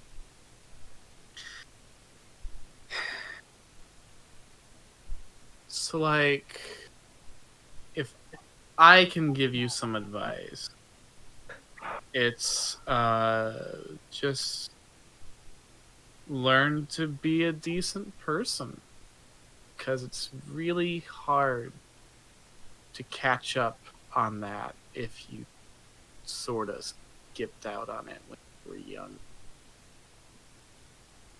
Let's solve this monster. I'm thinking too much about things. Oh. So I assume Julie walks in, and will be the first one. And the group of kids, the class, they're out, and they're like, the teacher is getting the kids organized. But you go inside, and it's a nice little visitor center. But out by the desk, Julie, you see the ranger from last night, middle-aged black woman, and she looks really tired as she's talking to the guy at the kind of like the customer service desk, or like the desk at the front. Oh no! Oh god, that was okay. Moving on. You see the ranger talking to the person, and because the ranger's back is to you, she doesn't notice as Julie walks in, and Julie's the only one who hears this. The person goes, what was it? Carlos, I think there's a pseudopod active. I think it got Harry. And the guy, Carlos, an older Hispanic man, spots Julie and the rest of the group walk in, and he holds up a hand. He's like, "Not now, Laura." And she turns around and sees you all. And she nods, and she's like, "Okay." And she goes, "Just let me know if you see Alan. He's missing again." And the park ranger, this Laura, although, yeah, the group heard him call her Laura. She kind of walks past, and she nods at Julie, and she goes, "Hope you're staying safe." And she says, "Let me know, again, if you see anything, give me a call." And What's with she the food court? starts to walk out. Why is it cordoned off? It's like police tape. What's with the food court? And she looks over, and she's like, "Oh, there was a grease fire accident. Someone, Damn it! I wanted Twinkies. All right. yeah, someone got horribly burned. But yeah." And she just kind of awkwardly walks out.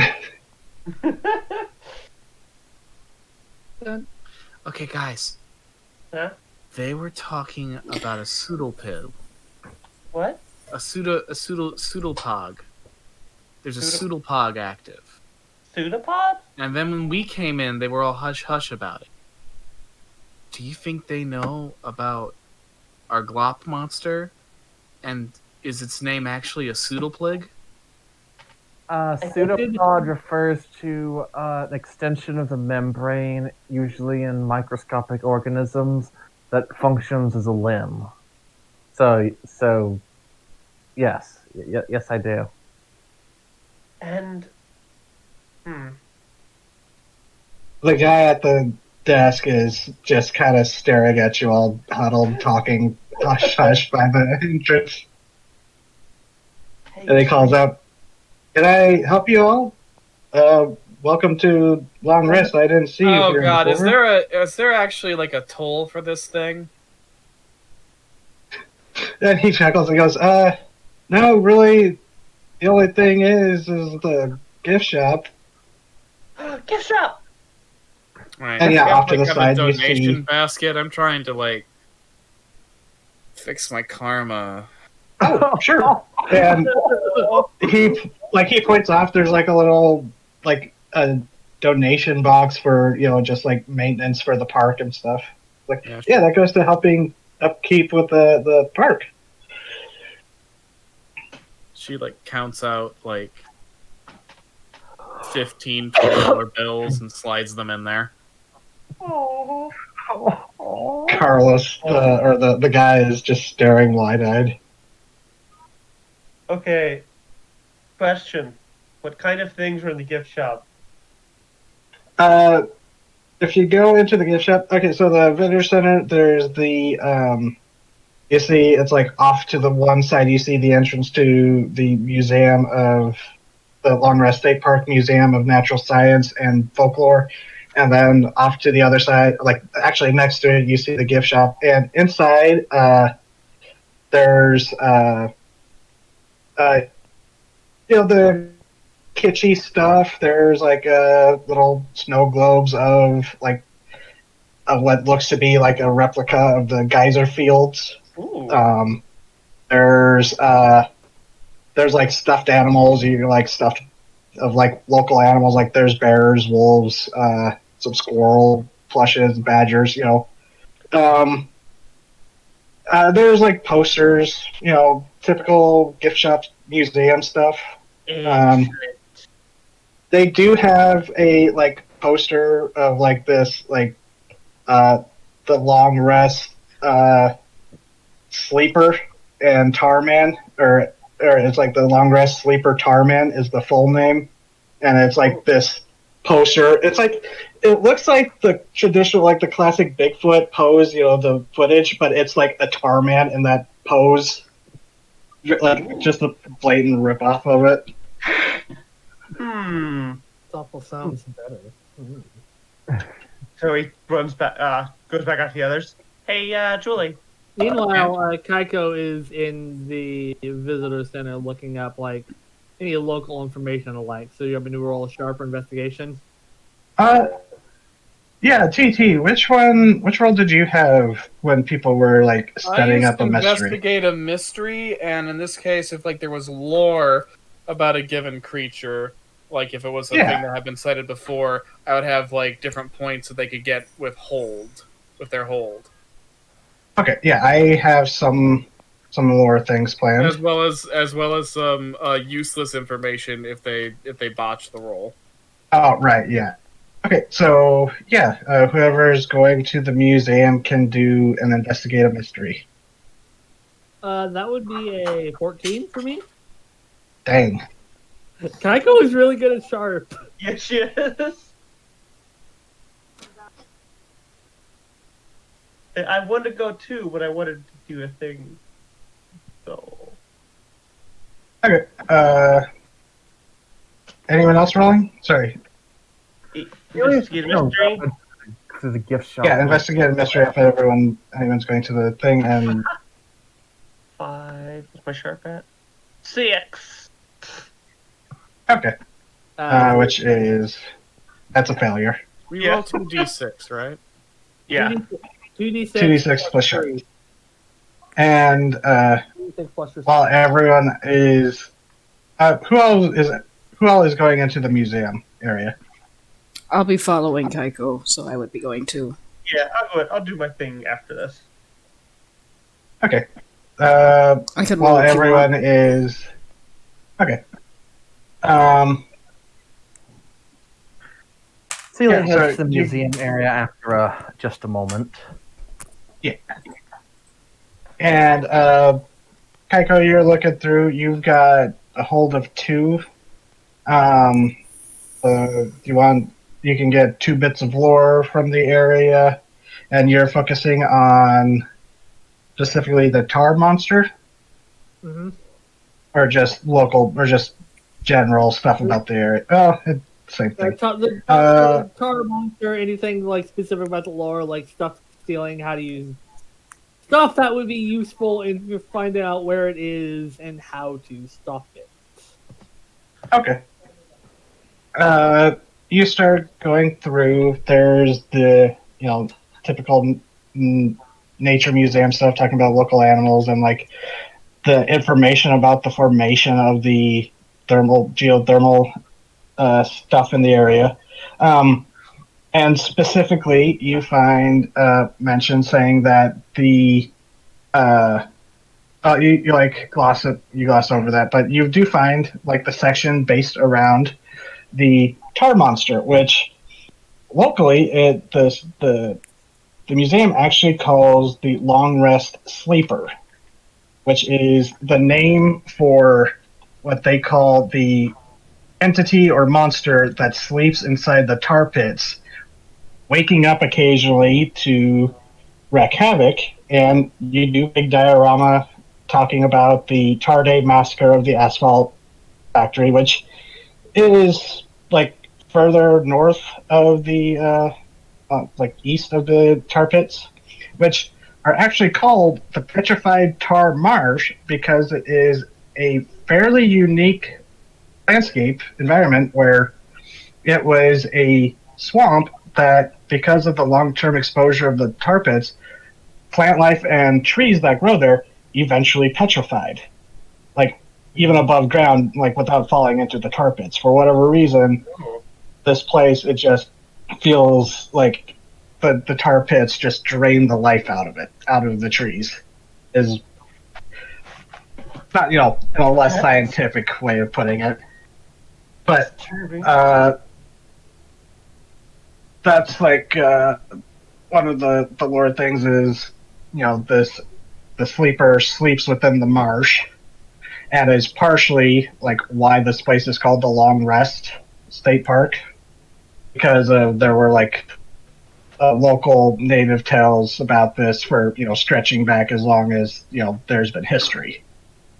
But the other bit that you learn is there was actually another incident, a local incident, that there was about 10, 15, like 12-ish years back, there was an attempt to build a paleontological dig that they built like one of the little on-site labs near the tar pits, but due to unknown instabilities of the land, the lab actually partially sank, collapsing into a tar pit, and unfortunately caused the deaths of multiple people, of the researchers that were there, because it collapsed in the middle of the night, taking the people that were sleeping in they were sleeping on site. They say they fell in, and like a tar pit, they could not get out. Oh, that's fun. And Zoe, you find a thing about how the Whistling Geyser Fields. The local story is that Old Whistler, the famous geyser that for whatever reason sounds like a train whistle as it erupts. The local myth is that an old-timey prospector back during the gold rush thought, hey, there must be something down there, and fell in to geyser and was never seen again, but it is actually them whistling to this day, trying to whistle for help. Oh my god. That's moody. That's dark. And Celia got an 8, so that's a hold of 1. Let's see.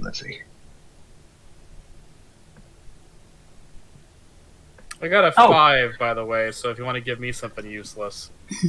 All right. Lydia got Celia, a 1. Sorry, who did? Lydia or Celia got a hold Yeah, of Yeah, it. yeah. Referring to. Yeah. Celia, after you come back out of the gift shop with the bags, full of loot, Nothing. you have nothing, and you you go in and you're looking through, and you actually find a thing about a local cryptid called the what was it? I was just looking at my notes. Oh, the ribbon rays, which are believed to be flying manta ray-like creatures that are sometimes seen in when the geyser fields put out thick mists, and they are sometimes seen like during sunset and sunrise eruptions. Whoa. And how? And, Hal got a what? I got an Oh, 8 too. An 8. Okay. Let's see. Julie got a 5. So let's Yep. see. Give me some garbage. Give her the garbage first.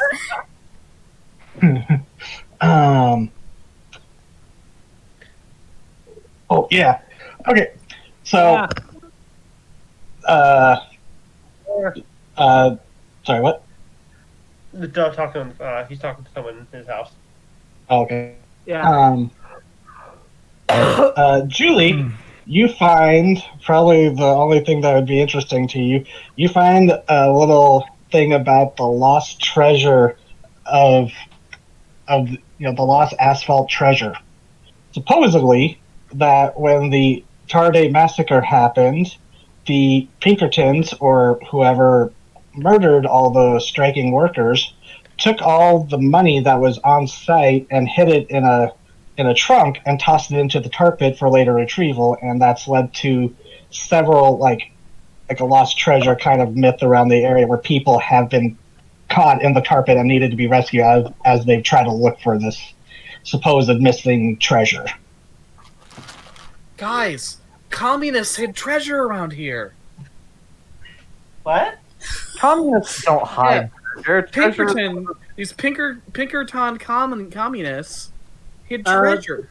The Pinkertons hunted commies. Communists don't have treasure. Treasure is the sign of capitalism. Yeah, communists don't have a bunch of treasure. I just thought that communists were like Russians. No. Russians used communism as a form of government at one point, but all communists aren't Russian.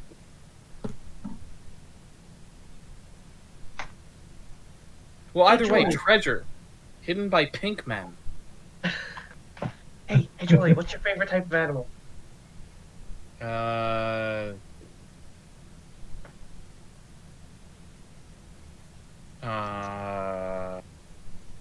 Horses, of course. No, really. Okay, I always thought spiders were cool. Excellent choice. Okay, carry on.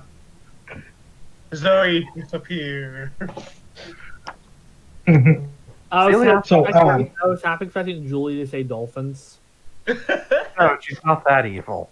She tried to go stereotypical with the horses, but no spiders. Also, Celia is not carrying anything besides her sword as usual, but she is very softly jangling. Like spurs?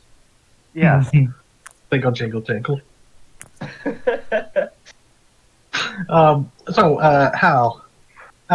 you were looking, and it seems that this park is actually fairly active with cryptids, because there is believed to be a dwarf mammoth somewhere still in the woods to the north, kind of surrounding the area. It's typically only seen during the winter months, but typically only during heavy snow. But it has sometimes appeared, or to people lost, and this the oldest story you find is that some travelers were trying to get through the area caught in the blizzard, but were led to safety by following a large track carved through the snow. Aw, a sweetheart. So you find out the mammoth actually ate them. El Coatl would love that. Oh, and speaking of El Coatl, there is actually, this is something I was just going to throw in for free. There is actually a display where you see it's like objects recovered from the tar pits kind of display case. Like you see like some old, like, you see like an old fashioned typewriter that was thrown in there for some reason. There's like old, like all these like junk items that have been recovered.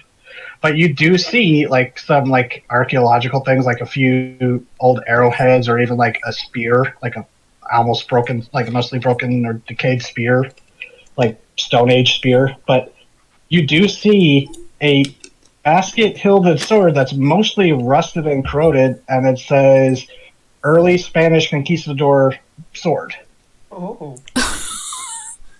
That Make me think of that photo. That is definitely cursed. I'm gonna touch it. No. And all these objects are behind glass. Oh, damn it. It is a museum. I'm gonna go to the gift shop. I'll be right back. So the guys filled in the tar pits, then.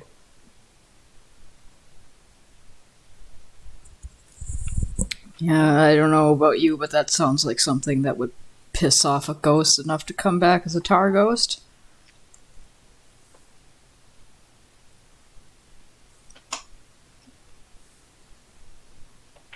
So, like, how do we stop the monster?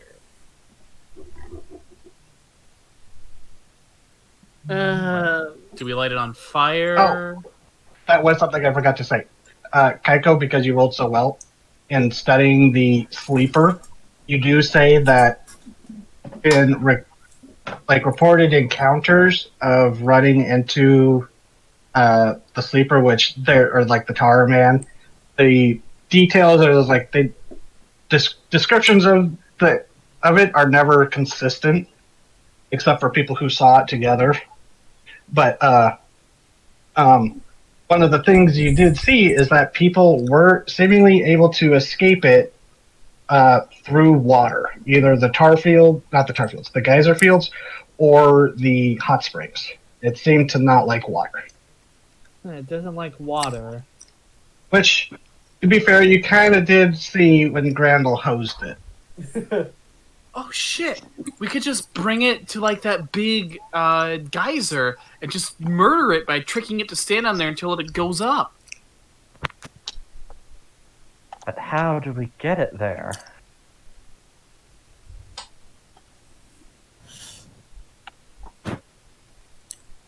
We could always steal another bone and lure it after. But we also need to know what exactly it wants.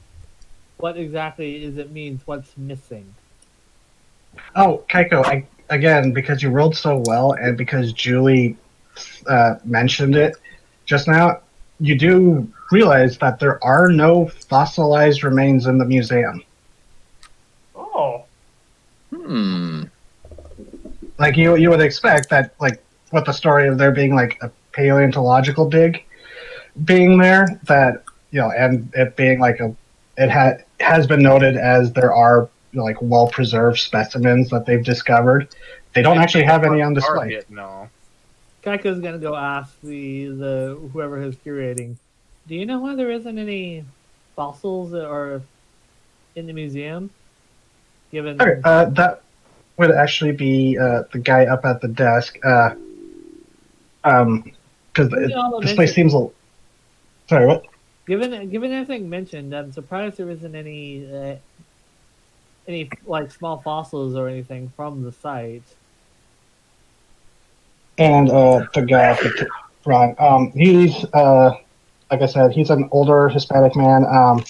He has like a name tag, and it says Manager Carlos Aldez. And I guess with Kaiko's keen, just perception, you actually see on his arm, because he's wearing short sleeves. It's middle of summer.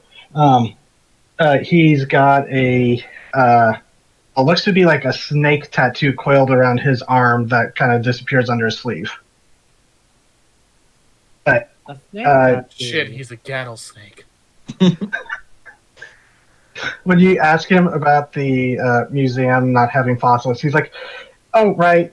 Yeah, there's some kind of, I'd have to look up what kind of, like, specifically the law, but there's some kind of state law where all the fossils were taken away because of there were multiple theft attempts, and it was just causing too much trouble for like a little place like ours." And Keiko, with your bullshit detector, he's Yeah. lying but also telling the truth. It's a mixed lie. He's telling her a half truth. A lie of omission. Kill him! Alright, I'm gonna roll a manipulate someone check. Okay. Using my, see, it all fits. To which Kaiko is going to say, well, what was that? Sorry, be right back. People calling me. Okay, while that's going on then, Chloe comes back with a bunch of bags in her hands. Guys, I might have gone a little overboard. I thought you were homeless. How do you have this much money? I'm not homeless anymore. Oh. Congrats. Never mind. What? Never mind. No, what was that guy? Was that Celia? Nothing. Celia? Nothing. Hands on hips. Celia? Nothing. She has a bunch of bags in her hands. It's nothing we need to worry about right now. Okay. No, I went overboard, guys. Well, See, I was just gonna grab a couple things, but then I started thinking and grabbing more things, and well, she reaches into a bag, pulls out a plush whale. This is for you, Drake. Anyways, Thank as you. I was saying, Kaiko is going to say, "Oh, I work for the local museum up the road, and I was just curious because I'm doing a little history on the weird history of Melody. So if it gets a little out there, you don't need to try to scare me away or anything." And that's also a 12, by the way. Ooh, so I manipulate someone with a 12. At 10 plus, they'll do it, but So, what were you asking him? I'm trying to get to know, get the full story here. Okay. And what reason were you giving him? That because she works for the local museum up the road, and so since. but you also got to offer him something in return.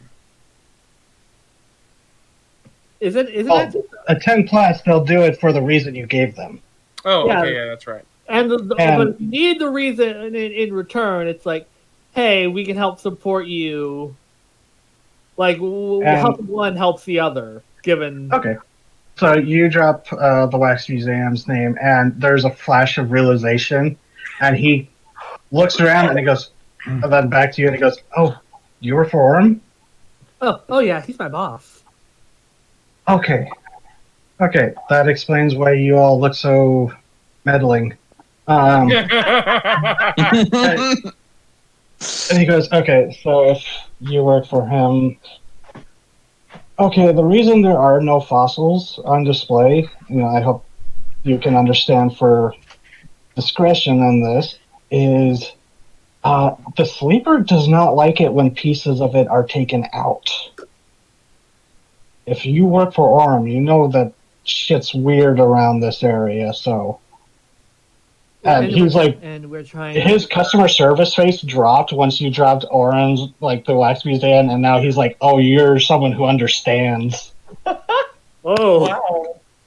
Yes, human, you understand. Damn. Tycho. okay.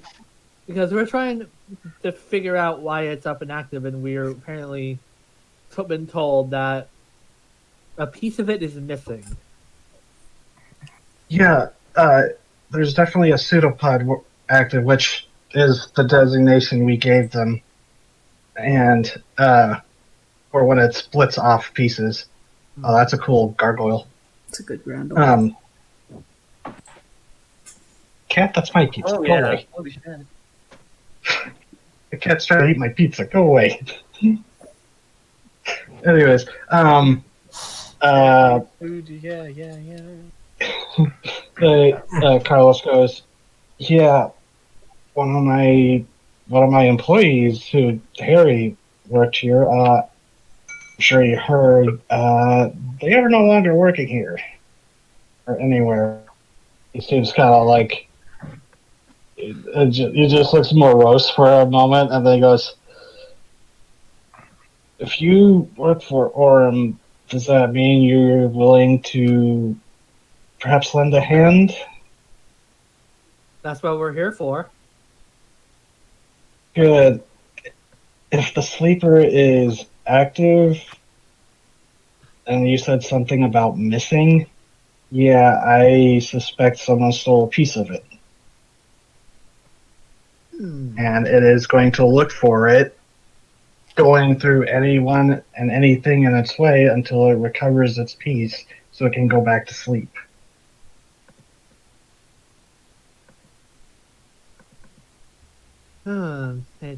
So, is there been any reports of anyone in that area that could have taken something?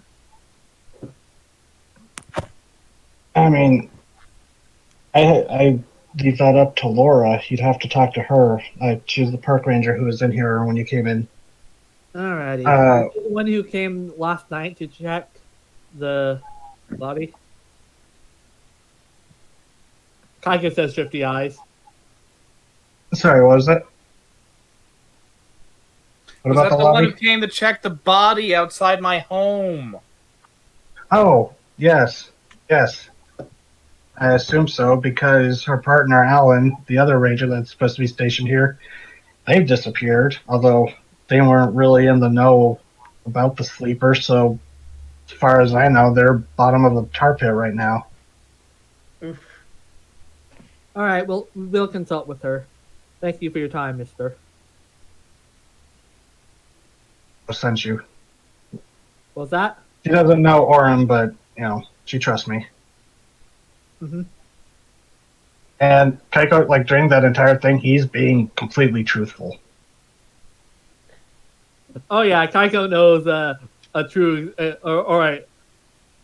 a true believer, person who's been through shit. It's one of those vibes that you get when you're talking someone who says they've been abducted by aliens and they're not bullshitting you. Yeah. That was Just uncharacteristically painless. Damn, Tycho.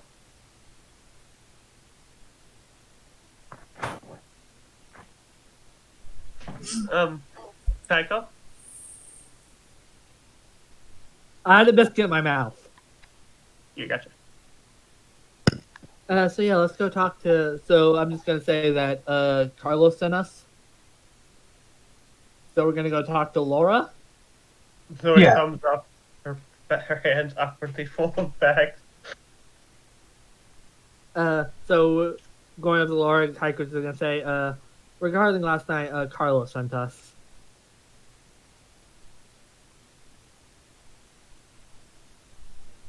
Yeah, we're big with Carlos. Okay, so you all leave the visitor center to follow where you had seen Laura go. And Julie, you walk out and off to this over by the hotel, which isn't actually connected to the visitor center. It's just right next to it, and it's an old timey prospector town looking hotel and inn. But you see it over there. You see your Uncle Chuck, and he is having a rather animated conversation with what looks to be two guys, one short, one tall. And Chuck looks like defensive, like he's like not like pressed up against this car, but he's like leaning against it, and he's like talking to the guys who are possibly standing uncomfortably close, and they all have really stern looks on their faces. Oh, he better not have gotten in with the mob again. What is your family? And Yeah, Uncle Chuck's got a lot of issues. Gambling.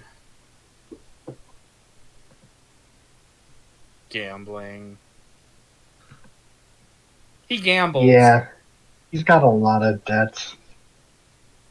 huh. Yeah, I hear the truck stop, the casino's truck stop has a sizable agency that goes after debtors in Melody.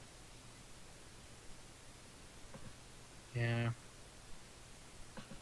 Wait, sizable agency, is that? Oh, there's just an ask that. Oh, I'm suggesting that the that the casino truck stop, the Big Mel one, has its own force of people to go rake people for their gambling debt. Oh, I thought when you said sizable, it was like a veiled Big Mel eats them. I did too. Mel's the one who Big Mel's an extortionist, the most effective one in the country. Seems you haven't paid your debts. Oh God. Time for me to collect.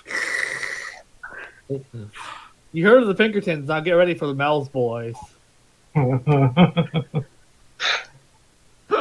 God, a biker gang inspired by Big Mel. No. Anyways, I'm thinking about So you call them the boys, and I think like the Beagle Boys. Mel's. So I'm now thinking like lumberjack Beagle Boys. Oh God. Who just show up to your house to fucking beat you up to get your gambling money? No, they don't beat you up. They just take the lumberjack axes to the house. Hey, wait a So, minute. My Uncle Chuck is the special kind of stupid that would just like steal fossils and try and sell them on the black. God, did your uncle steal? That is some the sort of bottles? person who has those resources. Can we hear what's being argued or said over there? Not without approaching, although it's like they're not raising their voices, although Chuck is talking very animatedly. Can I? How does that work?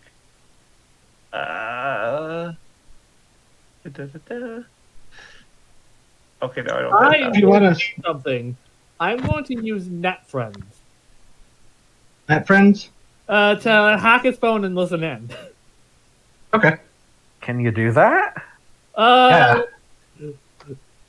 You know, a lot of people when you contact the NetFriend to help you with the mystery, roll plus charm, plus then they're available and helpful. They can fix something, break a code, hack a computer. So yes, or get you some special information. Okay. On a 7 and 9, they're going to help. They're going to take some time, so let me roll. And since I have the thing that replaces my charm with my sharp, do my dash roller. So, man, Kaiko's just rolling hot tonight. So what's an 11 get you? Like an immediate success? Oh, I didn't say 11 because I rolled a 13 actually. Oh. Well, Okay. the other way So is the same. The other way. okay. So what do you get for such a high roll? They're available and Bless you. helpful. So like immediate, it's like no problem. I got you, fam. And plus, Okay. I probably know like the phone number from Julie. Okay. Yeah. Sure enough, you actually get someone who. Actually, it's a previous net friend, someone who has worked with your sister before. So, you actually hit them up, and they're like, "Oh yeah, sure." And you're able to. There's a few moments, and then do you put your phone on speaker? I'm just gonna act like I have to go call someone and just hide behind like something else, so I can just. Okay. So I And will motion everyone else to come with an end. okay, so Appropriate. after a few seconds, you hear it crackles, and then you hear Chuck go, "Benny, Tommy, come on, you know William can trust me. Have I ever let him down?" And you hear one of the voices go, "Yes," and the other voice go, "Many times, Chuck." And he's like, "Oh, come on, you know I'm good for it. I just need to go get it. My contact is hid it out in the woods." And he's like, "Nope, before you ask, I'm not going to tell you where." And he goes, "I know exactly where it's at. I just need some time and some privacy to go get it." And one of the voices goes, "Chuck, do we have to go through this again? You know, Mr. William does not appreciate any delays." And the other voice goes, "Yes, we also heard that your niece, was it, is in the area. Be a shame if, she had to learn some things about, some family secrets." And Chuck's like, "All right, leave her out of this. She's mostly innocent of the family bullshit. Just, you know." And he trails off because the rest of the group, you see him look over and see either Julie or the rest of the group just staring at him, and he goes, No, we're "Oh, not shit." staring. I said I went behind a thing to go listen. Oh, no, I was just meaning, I'm like, staring. what's the rest I'm of the group? staring though. Yeah, Julie's staring. Julie at least is staring, and he goes, "Oh, shit, speak of the devil. Okay, just tell Mr. Renault I will get the fossils. We will have them. I just need to go get them. All right? All right." And the two men don't say anything. They kind of look at each other, nod, and then look back. And they go walking off. And if I had to describe them, they look. This might be a little. Not the right crowd. They kind of look like Hotline Miami goons. Were very nicely dressed, dark sunglasses, very out of place for a state park. And they go and they get into a nearby car and drive off towards the cabin area, down the road back towards the cabins. And Chuck, seeing Julie, walks over and he goes, "Julie, hey, how's it going?" Julie, you did not hear any of this conversation. No, I didn't. So Chuck, are you in debt to the credit agency again? And he just like laughs it off. He goes, "Oh, you know them. They always seem to claim I owe something." Dad gets real pissed off when they call us telling us about your debts. Well, that's why don't need anything right now, but they're just fine. They're just checking in. Don't worry about it. So, You did not list the house as collateral, did you? Again? Because you're not actually on the deed. It doesn't hold up I in know. court. Your father made that very clear. I understand. But like I said, your father invited me up for the weekend, but lo and behold, he wasn't here, neither were you, and then you dropped in. Yeah. And now I gotta stay here, like, jerks a thumb over his shoulder at the hotel. He goes, "It's rustic, but, I mean, come on. Can't let me, you got your guess. I guess that would be a little awkward if I stayed." Yeah, and it seems like you've got like those two good friends who were just here with you to hang out with. Just checking up on you. Yeah. Time. Oh. We don't have enough bedrooms for all. Well, I guess technically we do, but still. Oh yeah. Plus, not the kind of parties they throw, not the kind I'd really like. He just kind of gets like a 1,000-yard stare for a minute before he snaps back. He goes, "Well, I got stuff to do, Jules. You and your friends have fun. Yeah. Take care, kid." Oh. And he goes that walking out. back to his car. Oh, that's my uncle. He's a sleazebag. Oh yeah, we saw your uncle, but like, Also, sure he's apparently, in he's the one who mob stole the again. fossils. Wait, what? What? Hmm? Mm. When, Is that son of a bitch the reason there's a goo monster outside my cabin? yes, Sounds like it. Kaiko plays back the recording.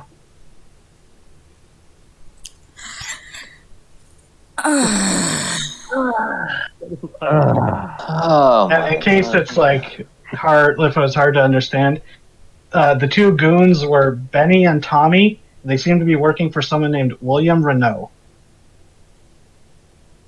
I don't even know. Does that name sound familiar? Not off the top of the head, but I mean, Kaiko would be the one who could figure out the fastest, probably. Alright. That's gotta be a net friend search. Yeah. That's a 10. Just a solid 10. Okay. Roll the Yeah. 7 out of 3, so. Looking out, William Renault is never been officially charged with anything, or the charges never stuck in court, but he is a notorious, well, in the right circles, notorious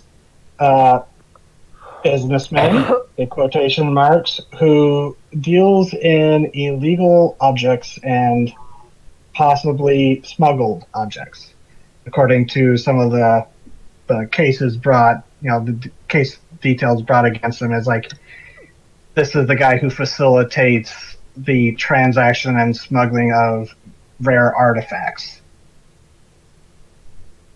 Like the kingpin, if he was more specific. Oh, so he's a bastard who was sitting on the dueling Spinosaurus. Oh, and actually, with such a good roll, you do see that among the list of many names, like mentioned in just like court proceedings as like potential people like who've received things or bought things from him, like a lot of it's redacted, but you do find one brief mention of Charles what? has it all. and it just says has it all estate. Doesn't use any specific names. Oh, it also turns out that this William Renault is a apparently world-class notorious smuggler.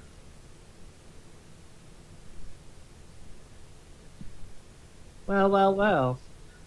It seems that your uncle might end up at the bottom of tar pit after all if we don't sort this out.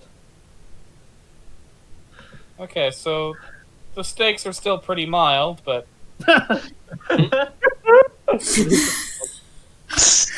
Oh, when you walked out of the visitor center, you did see the group of kids and the teacher leading them off towards the the walk path towards the geyser fields. oh, I feel like that's a bad. there you go. oh shit, don't the like steak's that. hot! I don't like that. Things are hot. Okay, go get Randall. On it. And he does so. Oi, Grendel. We need ya. Also, Watching Also- Chuck. Sorry, Since just we're not- when since we had his phone hacked to listen in, does his phone have any evidence of where he hid the fossils? like asking the person to, or like you give access to the phone. Like, would that be- Actually, like all the pictures have been cleaned out. The messages are routinely deleted. It seems this guy, his phone feels more like a burner. That's Gans. Like it probably doesn't even have a camera on it. Kaiku's gonna have, alright, as a text message, give me back my bones, the tar monster. That's just the fun. Not even from like just from like the hacking device, not even like from like one of her own burners. You should send him that same message every hour on the hour with more smileys each time. Wait, sorry, you cut out. What's Keiko doing? with one of Kaiko's own burner phones, because she has a ton of those, she's gonna send it to his phone. Give me back the bone / the tar monster. Okay, so that works out perfect because, like, he goes walking off and he like stops by his car, reaches in, pulls out like looks like his wallet or something, and then like stuffs something in his pocket and goes walking off. And then he stops after you send him the message, pulls out his phone, looks at it, his eyes go wide, and he just looks around and then just scurries off. All right, let's try to trail him. Yeah, don't try and prey on his conscience, because he's a hazard hole. That's not really a thing that comes to the territory. So, who's following him, and was anyone still going to go talk to Laura? Oh yeah. Kaiko is going Ranger to go to Yorkin. Laura. Oh, let's split up. Kaiko's going to go to Laura with the evidence of someone stealing fossils from the. She's going to go to Carlos, and then because Carlos knows the deal. Okay. Celia's gonna trail Chuck. Yeah, let's split up. Hey, Crandall. Yeah, Kaiko's going to go to the Carlos and play back the recording. Crandall. Graves. Yeah, I'm here. Okay, Crandall. Yeah? Want to trail that car with me? And Celia? Oh, he's going off walking into like one of the forest trails. There are Hey, any me? bodies of water nearby. Actually, by the like how big are you talking about? Because there are the big hot springs that are just north of the visitor center, and there are like a smaller cluster of them by the hotel that is for hotel use. Just a place to lay low where he won't think to look as we trail him. Yeah. With Want knives. to follow that guy with me, Crandall? You just see eyes peeking out of the bushes. He's just kind of staying hidden and goes, yeah, I like that. Cool. You're really stealthy for a big guy. Kind of have to. That's fair. Gargoyles can hold very still when they want to. He's also a rock in the middle of a garden. Okay, I'm gonna sneak out and go up in the trees. So, what happens when I you show Carlos the evidence? Okay, yeah. So you go in to show Carlos the evidence, and he was like talking to some other visitors, but I'm just gonna pull him aside to back him and just boop. Yeah, he tells someone else to take over the desk because he was covering it because it seems Harry was supposed to work the desk, but Rest in peace. can't. Yeah, and when you play the thing, it's like, okay, so yeah, that's probably fuck, and he like just kind of like mutters under his breath and goes, "I bet it was Harry who is his accomplice that he mentioned." You. Harry was talking about always complaining about being broke. You know, I told him, And now Harry's probably dead. State Park. But that's not good. Yeah, I don't blame people for their financial mistakes, but I do ask that they pay for it. That's fair. That's Jurassic Park. I was doing a Jurassic Park bit. Yeah, we picked up on it. I feel like there's like a Dennis Nedry analog here. Guy wanted more money from a park. Yeah. We sold dinosaur parts. Yeah, we got it. It's clever. Are saber-toothed cats dinosaurs? They gotta be, right? Because they live in dinosaur times? Not technically. Dinosaur refers to a specific family. Oh. Alright, so it's sort of like how like Rockefellers and Hiltons are like the same class, but like they're not the same family. Yeah. Carlos does. I suppose that works. Yeah, yeah, you see that Sabretooths are part of the Ice Age family. So they're like the Cardassians? no, trying to think of a like a Gilded Age one. Oh, the Ferengi.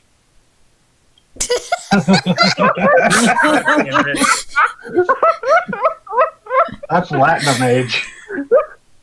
Ah, Ah, fuck.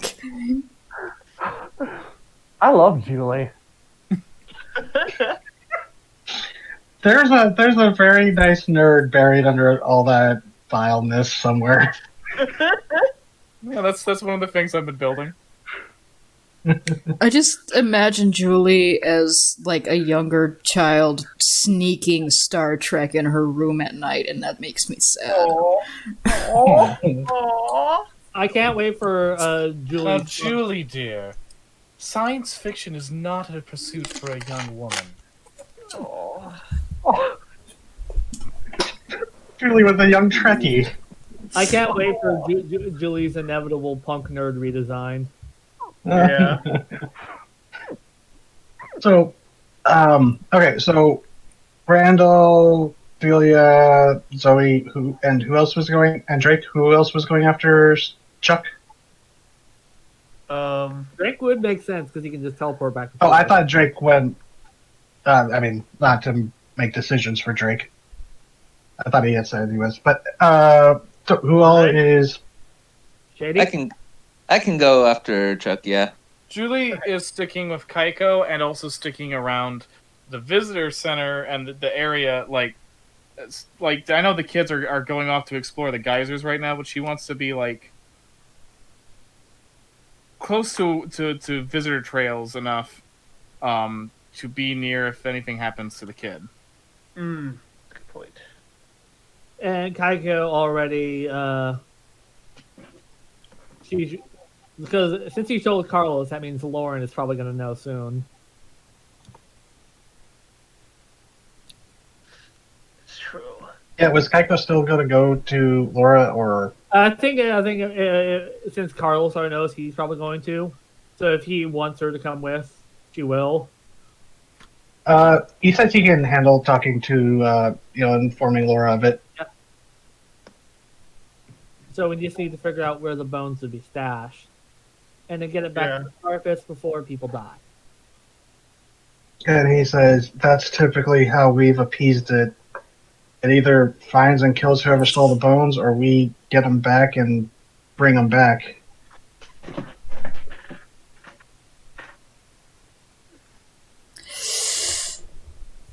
And so, those of you following, what kind of role would this be? Investigate a mystery? Or act under pressure to keep track of someone? I would think oddly enough, the one that would make most sense to me is what's the phrasing of it? The danger one. Act under pressure. No, Yeah. no. Situation. Kick some ass. Read a bad situation. Oh, read a bad situation. Okay. I can Because which- that's basically the what aren't we noticing? Yeah. So yeah, read a bad situation. Whoever is going Okay, can I snake out? after Chuck. It is like 11 a.m., but sure. That didn't go so well last time. Yeah, Yeah. I'd hold off. Yeah. I'm just gonna go with Grandel. I'm not gonna snake out just yet. And unfortunately, besides like doing like a side trip to one of the hot springs, there's no real large bodies of water in the area. There's like a stream that, according to one of the maps, like further in the woods, but there's besides the geyser fields and the chemical pools, there's not much water. It's all underground. Grandel, can I get a ride? Maybe. Maybe.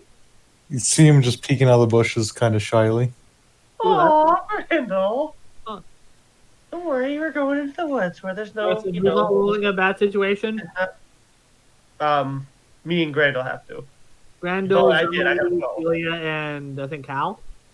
And Drake. Hal was Yep. staying with you. Yeah, I'm So staying. So it's Hal, Julia, and Tycho. Yep. Ah, the High school, sandwich. we'll call this team the High School Reunion Squad. So you need me to roll a read a bad situation? Yes, please. Which is plus sharp, I believe. It is Yes. it is a 6. I got Okay. a 5. I got a 12. God damn it, guys. I'm Fine. Okay, really so not Oh, you were smart. I thought action to pressure would be more useful.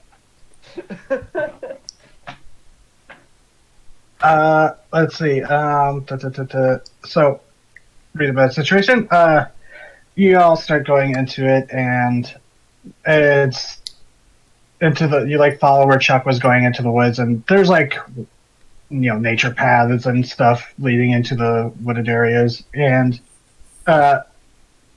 he is going off, and he actually disappears around a bend. Because you're trailing him, but you all kind of lose him, except eventually, Zoe, you see the general go trotting up, go, "Meow, meow," and he kind of nods his head. Okay. And the Oh, I had General here was the whole time. direct. I always assume general is just shadowing Zoe. Oh, yeah. Yeah, they're never apart. I would agree. Ah, yes. This is Zoe Stand. What's new, Pussycat?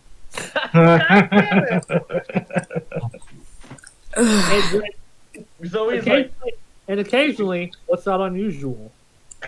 Zoe is leading Grandall by the hand. Come on, Grandall. It's okay. He's actually managing to stay hidden and just. Oh, but she's trying to be supportive of him because she can tell he's shy. I need to learn to be stealthier. I'm a terrifying aquatic predator, not really on land. When she actually manages to pull him into the somewhat of the dappled light, you notice he's covered in moss.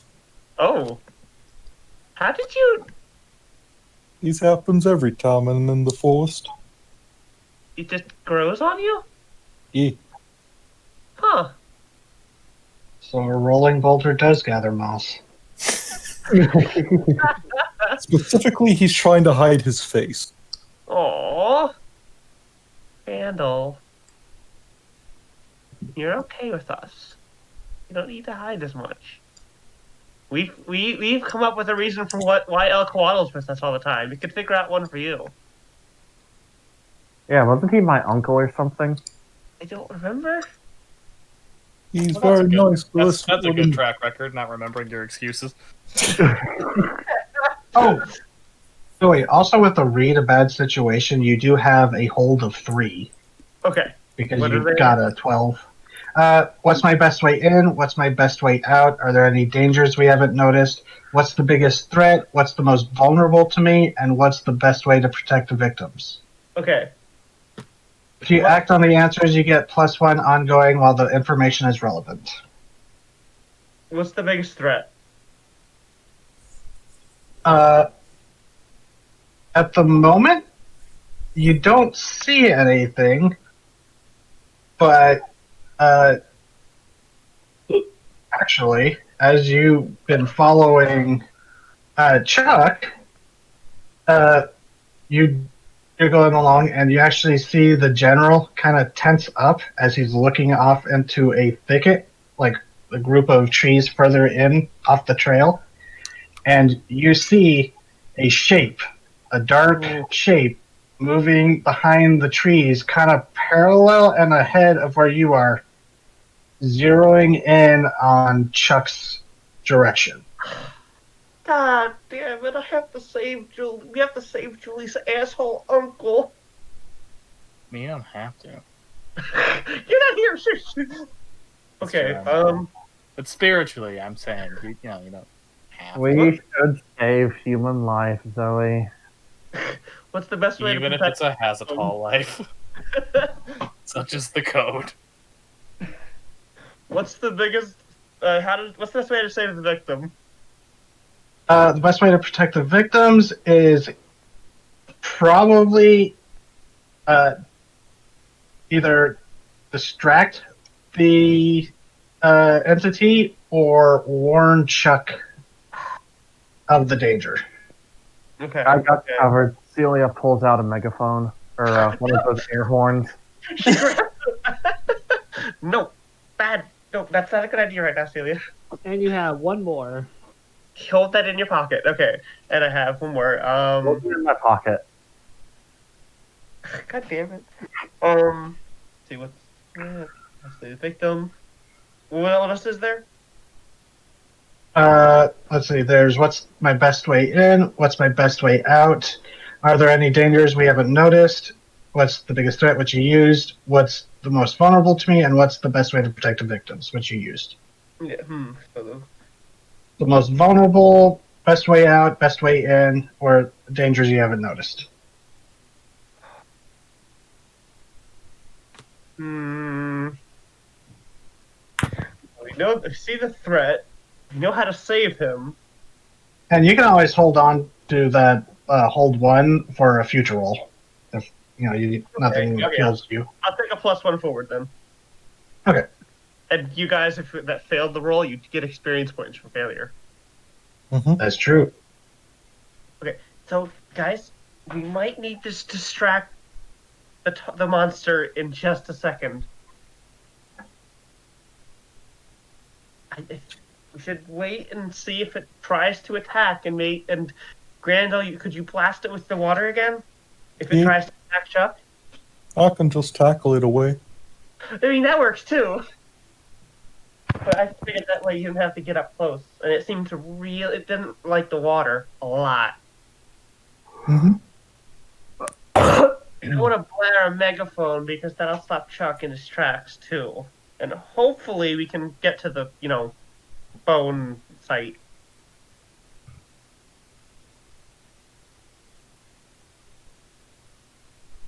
Thumbs up.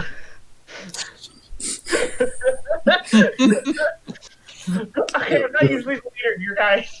This causes Granel to reciprocate a thumbs up, but in doing that, he takes his hand away from his face, and he has basically could be described as a moss-created goatee. Aww. Glorious. He hates it completely. Aw, Randall, you're adorable. No, I need a dagger. What? I need a dagger.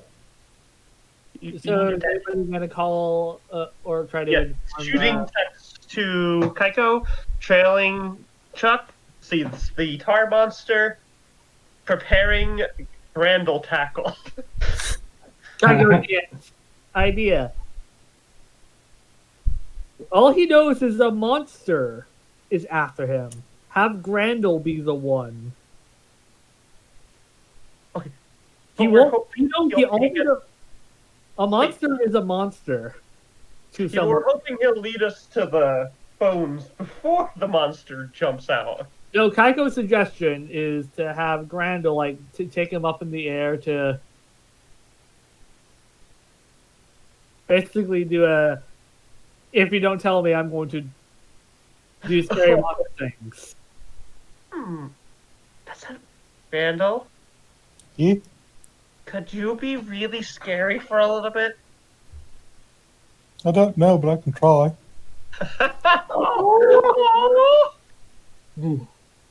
Because a monster is a monster. Yeah, he's not seen that. You don't think he's seen the tar monster himself. Do you think you could grab him, fly him into the air, which would keep him safe from the tar monster, and try and be spooky and get him to tell you where he hit the bones? Same awful name. Oh, don't worry, you're not actually going to hurt him. But hey, he's the one being mean. He stole stuff. It would be meaner to let what's about to happen happen. Honestly, he's a hazard all, so who gives a shit? Julia's projecting this. It's kind of mean, but he's also being it would be meaner to let the monster attack him.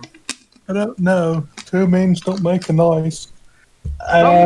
Speaking Speaking of which, as you've been debating this and following along, you hear probably Chuck's voice go, "Ah, help!" And then you hear 3 gunshots go off, Oh goddamn! and then a loud bellowing roar. Let's Which, go.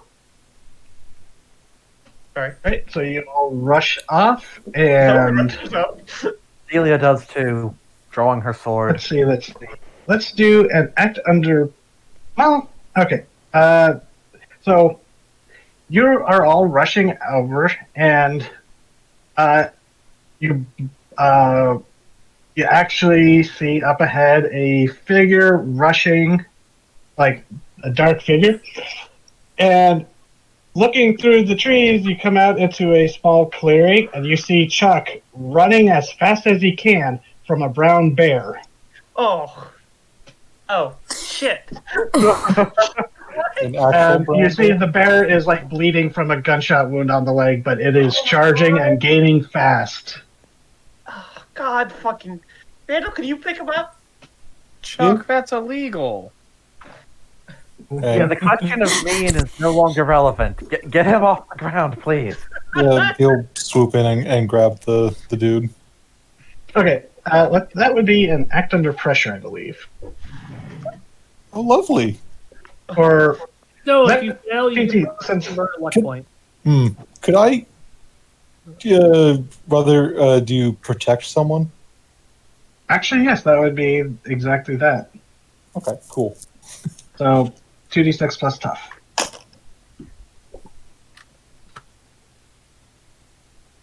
Okay, I got an 8. And 8 on a success of 7 or more, you protect them, okay, but you'll suffer some or all of the harm they're going to get. Oh, I'll take the Question. harm. Question. Yeah. Yes. And I roll a help out to help out Grendel.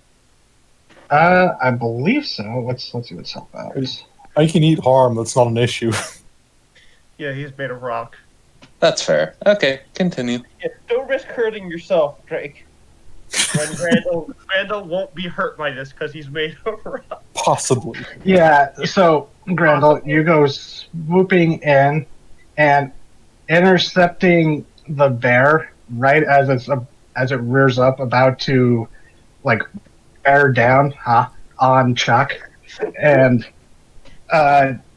you kind of like body check it, and it stumbles and just kind of swats at you, which would have been 2 harm, but being made of stone, all it does is manage to knock free some of the moss off your arm that you used to shield it, and you swoop and you pick up Chuck, who starts screaming even more. Oh no! Like when you guys were running up, you see the gun laying on the ground. Oh, okay. It's like just a simple 5-shot like revolver, Oh, okay. like a pocket gun, which is probably what he reached in and grabbed out of the car. Chuck Hazardall suddenly remembers all the time he looked at porn of Goliath from Star Wars. Oh no! Oh no! Oh, don't put that on Grandel. And as So- Grendel carries him into the sky, Chuck wonders aloud, "Can you read my mind?" Yeah, I was just about to post What? that too. What is that from? The original Superman movie. Superman movie. My mom. The Lois Lane's really horrible poem that she mentally thinks while Superman is holding her. Okay. Don't remember that. Oh my Oh, god. I hate all of you. Fortunately or fortunately, depends on your point of view, Chuck is a little too freaked out by being chased by a bear and then suddenly being snatched and taken into the sky. He looks and sees a monster made out of stone carry him, and he just starts screaming. He's like, "Let me down! Let me down!" Sir, I need you to calm down. I know it's early today, but should I snake out and get up there too, guys? Probably. Okay. I'm gonna. Wait, shit, that was non-committal, so we know. The bear. So the bear, when it got shoulder checked and swiped at Grandma seems flying off, like kind of chased off half-heartedly before like losing interest and just seemed to limp off into the woods. It's a bear. Just went, fuck it. Zoe sheds her skin. Okay, good. I didn't really want to fight a bear today. And she flies up after Granville. I just be down here then. Yep. So, hey, And so, Grendel, you're flying around with Chuck, and then a moth snake, right? Comes Yeah. slithering through the air, and Chuck screams even harder before passing out. God damn it. God. Like, but he's like, "Ah, please not leave me!" And he just kind of faints. Man, Julia's uncle's a bitch. What did he say? He was begging me not to hurt him before he passed out. Alright. Okay. I imagine someone's gonna DM Kaiko. Yes, I hope so. ooh, on it. Since we can't really Oh, do sorry. anything with him knocked out, Grendel will just fly back down to Celia. So, would a DM in this case be a Drake message? God damn it. It is now. God. Yeah, So it is Drake now. head just popped out of the ground. So 2 things. Yes. 1, we have Julie's uncle. 2, he's a bitch. So, So, What's the name of my one thing uncle? that we didn't already know. yes. Do you just want us to bring him here? No, wait, I have an idea. You're not there, Zoe. Oh, right. Yes, are you speaking into my ass? What the God. We don't know how you work, Drake. I'm just imagining it'd be like a, like one of those old horn things where you speak into it. Oh, But made out of a nipple. Ring, ring, ring, ring, ring, ring, ring, colon phone. hold on, someone's dialing up my ass. Brings Oh, new, God. brings new meaning to the term butt dial. Terrible. We belong in hell. Don't I know Well, it? Ashbone, does that mean when a voice comes through the other line, it gets farted out? God. Anyway, do you guys want us to bring Julie's uncle here? What do you I think? mean, yeah, I'm okay with interrogating my uncle. Should we get Alright. like alligator clamps? I don't know what those are, but I like anything with the word alligator in it. You're not there, Celia. Question: Is Yes. this car? Does this car look valuable? His car. Actually, I described that last session. It looks like it was valuable at like 15 years ago. 10, at one time it was a very fancy car. But does It's still nicely maintained, but the question is, Jilly, does he value his car at all? I mean, yeah, I'm sure that he's like. oh yeah, he loves his car. Billions of times. Okay, I think I know what to interrogate him with then. All right. Bring him here. Okay. While Zoe and Grendel hide in the woods. It is canon that the Hazardhalls show affection by buying each other cars. Yeah. Only show actual affection to cars. It's like Dean. God. The Hazardhalls believe in a supernatural religion that only cars go to heaven. Julie's not looking forward to going to super hell because of her bisexual feelings. Aww. Where do the two trucks go? They go to They go to Limbo. I mean, no one said the trucks were like both male. That must have... I always thought So- that trucks were male and cars were female. Anywho, it might be getting late for some of us, so let's get this mystery solved. All right, so Kidnapped a sleazy guy, and we're going to interrogate. Wake up. where are you all meeting and taking Chuck? I imagine Zelia is going to drag him out. Actually, guys, as much as I'd love to interrogate my shitbag uncle, I kind of want to stay around here. Like, keep an eye on the tour group. I'll stay with you. Yeah, I'll go with. Let's just leave him with Carlos. I mean, we could interrogate if you guys want to stay close to the. If Kaiko wants to go interrogate, that's fine. But I'm not kidding. Yeah, Kaiko's the one interrogating people. Yeah, leave Kaiko to do that. I've never interrogated someone. I want to know if I can be a good bad cop. I don't think you could, Celia. Well, that's I'm sorry.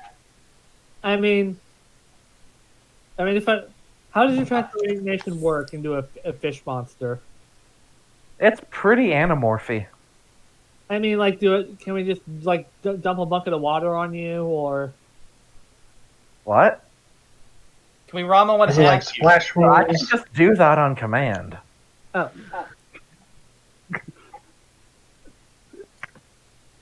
because Kaika's idea is, oh, you've been kidnapped by the monster mob, and they want to know where their bones are. Convince Chuck he's pissed off two mobs.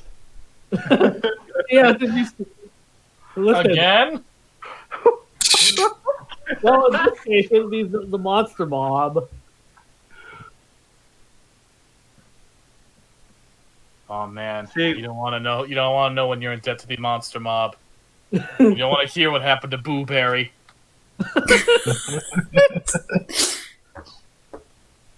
Fruit, forget about it. He's dead. Yeah, he is dead. He's a ghost. Actually, Fruit, werewolf. We need to. All right, so where do we want to do this then?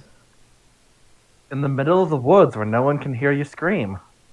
Yeah, I was gonna try and make him think I was the monster because Grandles doesn't really have that in him. Well, since that sounds like something that Celia and Zoe can do. I mean, you're the one who has more of the information that we need to know, though.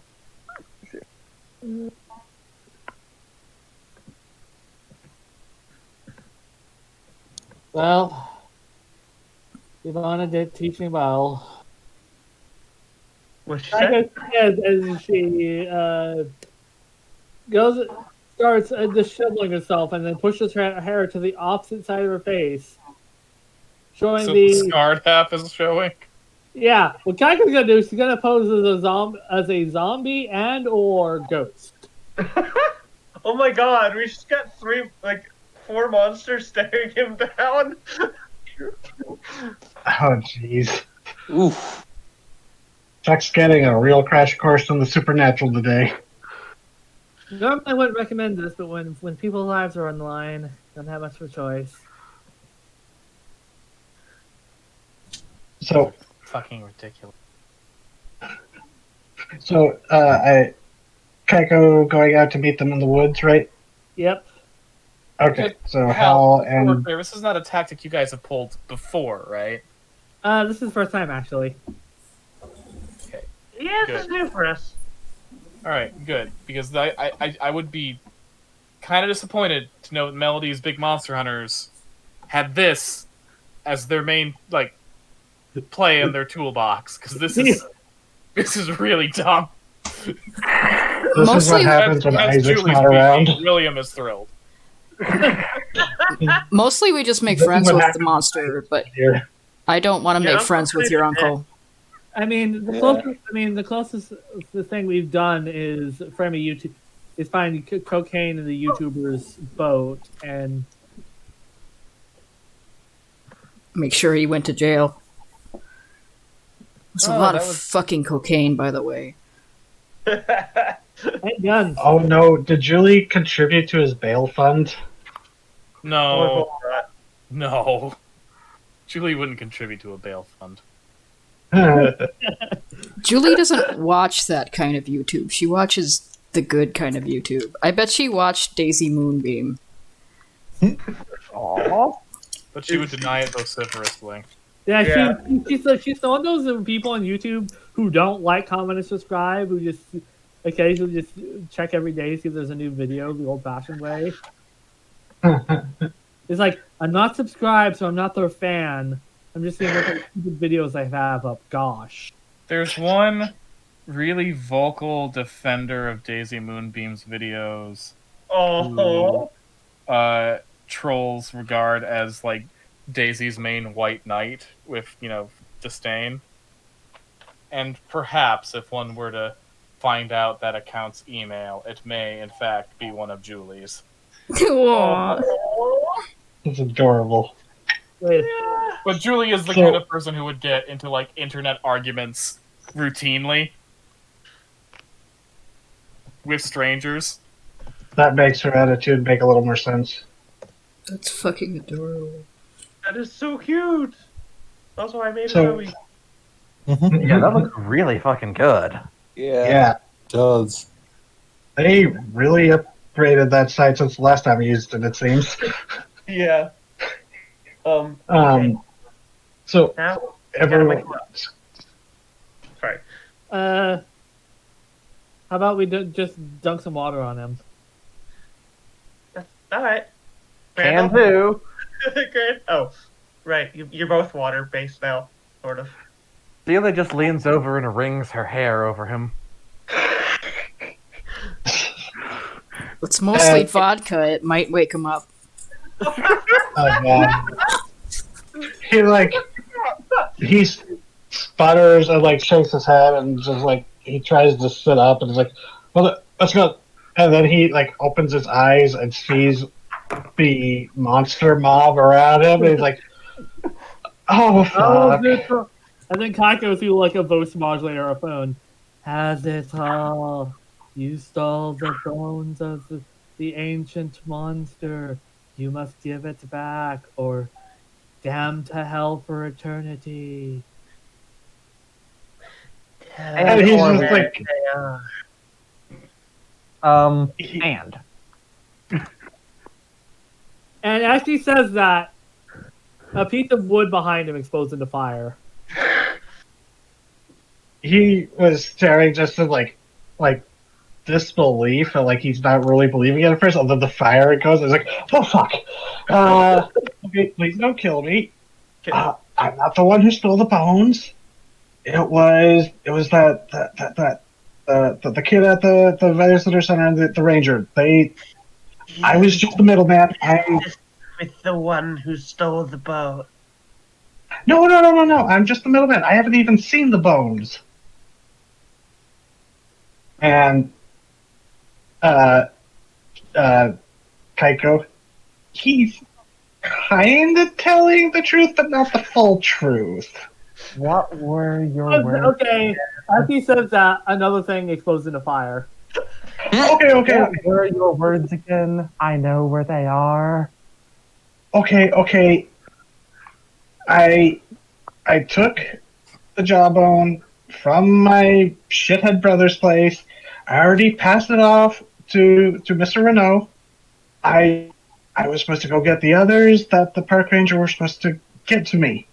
I haven't seen them. Apparently the kid who is working with them is now breathing tar. You're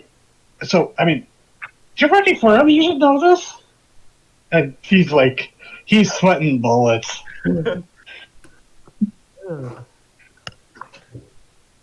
Very, So did he? So he said the bone that the jawbone's already given to Mr. Renault.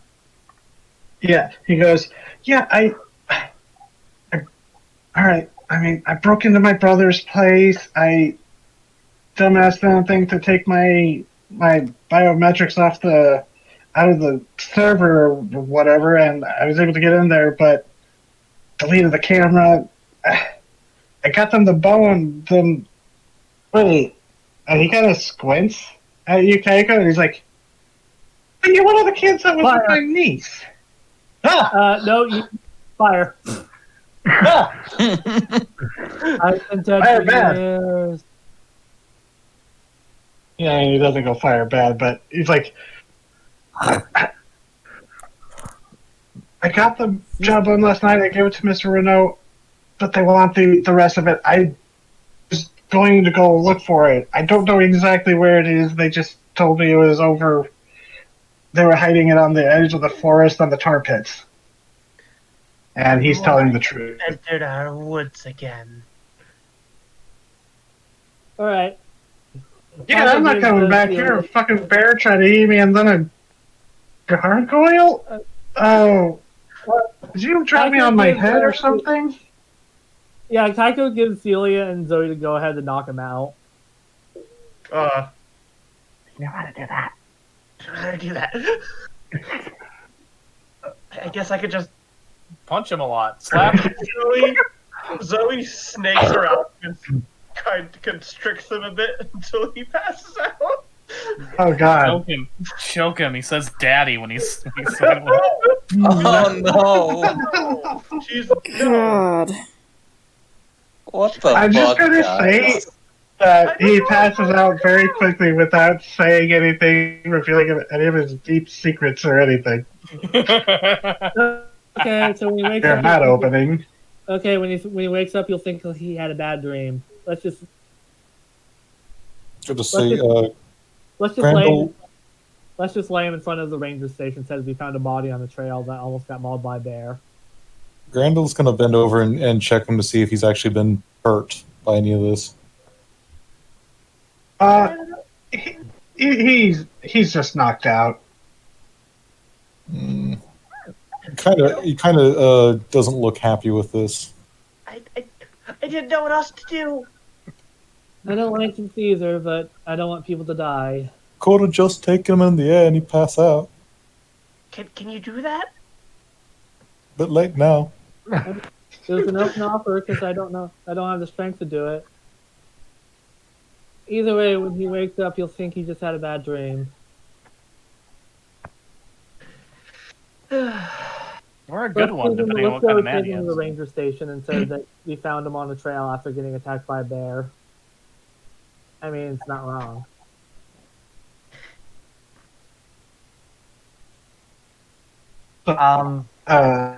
Guys, this is a little embarrassing. I just remembered I have trazodone in my pocket.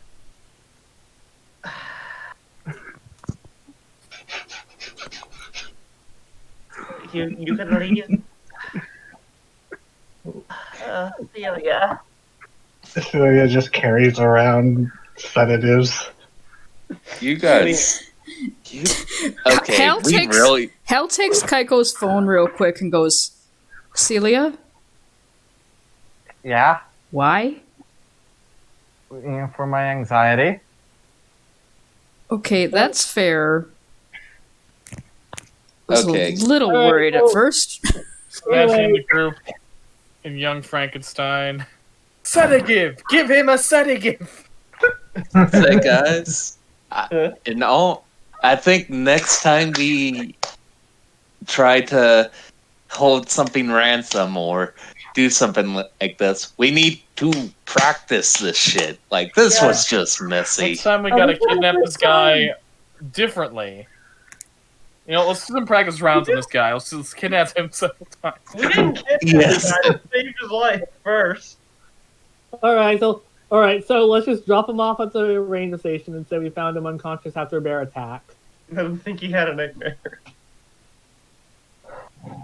So, Julie and Hal, were you the only two still back by the visitor center? Probably, I believe.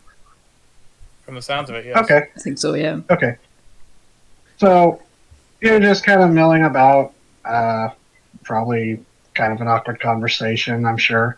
But as you're just kind of hanging out, you see you see just a swarm of kids running back from the fields, like from the direction of the fields towards the ranger station with the teacher. He's running, and he's actually carrying like a kid in each arm, just like mushing the kids along, like yelling at them to go. That Wait, went wrong very You don't fast. see the entrepreneur. Hal rushes in the direction that they're running from. Julie has to all run, like books it. And Fucking knew it. yeah, as you Just follow go the passing fucking by. Sorry, what? Fucking knew it. Fucking knew I should just follow the tour group. And as you like run past, you hear the teacher is like, "All right, we gotta go, and everyone back to the bus." And then you hear another kid goes, "Mr. Phil, the entrepreneur, he's missing." And he skids to a stop, and he's like, "Oh fuck!" And he puts down the kids and goes, "All right, everyone, go stay by the bus. Just go stay by the bus." And he takes off, and he's like running behind the pair of you. And you're running off towards the geyser fields. So I wonder what the others are up to. Nothing exciting. I just want you to... Hal is very fast. He's not much else, but he's very fast. Hal outpaces Julia and the teacher, no problem. Julie's not that bad. She's not out of shape. Yeah, she was trying to be a swim. Oh, yeah, that's true. Okay, so the both of you outpace this teacher pretty quickly. Aw. He's trying, though. That's what matters. Oh, yeah, like as soon as he learned one of the kids wasn't there, he just immediately turned around and booked it. Good man. Which, you actually, I should have mentioned this, when everyone left the visitor center, the ranger vehicle was gone. It looks like Laura went off somewhere. But Carlos did say he would call her on the radio to inform her of, of the updates and stuff. But, Did he say that Laura was also involved, or just Harold? He said that Laura was also in the know. That it's just Carlos and the ranger, Laura Yorkin, are the ones who know about the sleeper, and he says they've worked together to try to keep it asleep. I meant more in the know about the illegal activity that Harold was doing. You would assume that by this point, Carlos would have called her and informed her. But she wasn't part of the... Yeah. No, it doesn't seem like it, no. Okay. Chuck only mentioned the park ranger, Alan, and he says, it was that park ranger, Alan. Like, he just says Alan and, like, the kid from the visitor center. Okay, so for us, do you want us to read a bad situation, or do you want us to roll something... Act under pressure, maybe? Yeah. Read a bad situation, because it is reading a bad situation. You go running towards the Whistling Geyser Fields, which is mostly the way you get through it, because it is a lot of active geothermal pools and geysers and just boiling pools, which it's wooden walkways that tour groups can go all through. But yeah, go ahead and read a bad situation. And You got roll. Well, there's the Smarties. 12, 10, 10. Nice. I have a negative to sharp, so I actually rolled an 11. And I have a 0 in my sharp. So is Drake Okay, part so- of anything that happens, or... Yeah, do we have any idea this is happening? Don't worry, his ass phone is popped up on your side. The Drake app, the draft. So, you all get a hold of 3, and you can ask any of the questions. What's my best way in, best way out? Any dangers we haven't noticed? What's the biggest threat? What's most vulnerable to me? And what's the best way to protect the victims? And I would say, like... Best Sorry, way to reach the entrepreneur. Like, specifically best way into wherever he is. Protect the victims, I'm guessing. Yeah, that's kind of a mix of best way and protect the victims. So you go running along, and you like hear from behind, because the teacher sees you're all running like in the same direction. You hear him call back, like call from behind, goes, "We were over by old Whistler," and like you go rushing over there, and there is a section of broken, like the wooden railing that separates the platforms from the fields. Some of it is broken, and you do see a smear of oil across the wood, and it is like leading into the geyser fields, which there is a pretty hefty curtain of steam rising up from the porous stone, which is believed to give the whistling, cause the whistling of the area. Okay. Is there any dangers I haven't noticed? As you all go rushing off the side, you do see that through the steam, you do see a shape in the distance, kind of disappearing, like another large shape. But as you're running, you nearly do step into what looks to be a boiling pool of water, like the multicolored water that a lot of geothermal areas have. So you do know that you did catch that. Oh, good thing you didn't step in that. So you're able to find the safe way around those. And then my second question would be, what's the best way out once we get the entrepreneur, I guess? Probably one of the other pathways, and getting them out of the fields or the local area, because the paths are the safest way to traverse the area. Okay.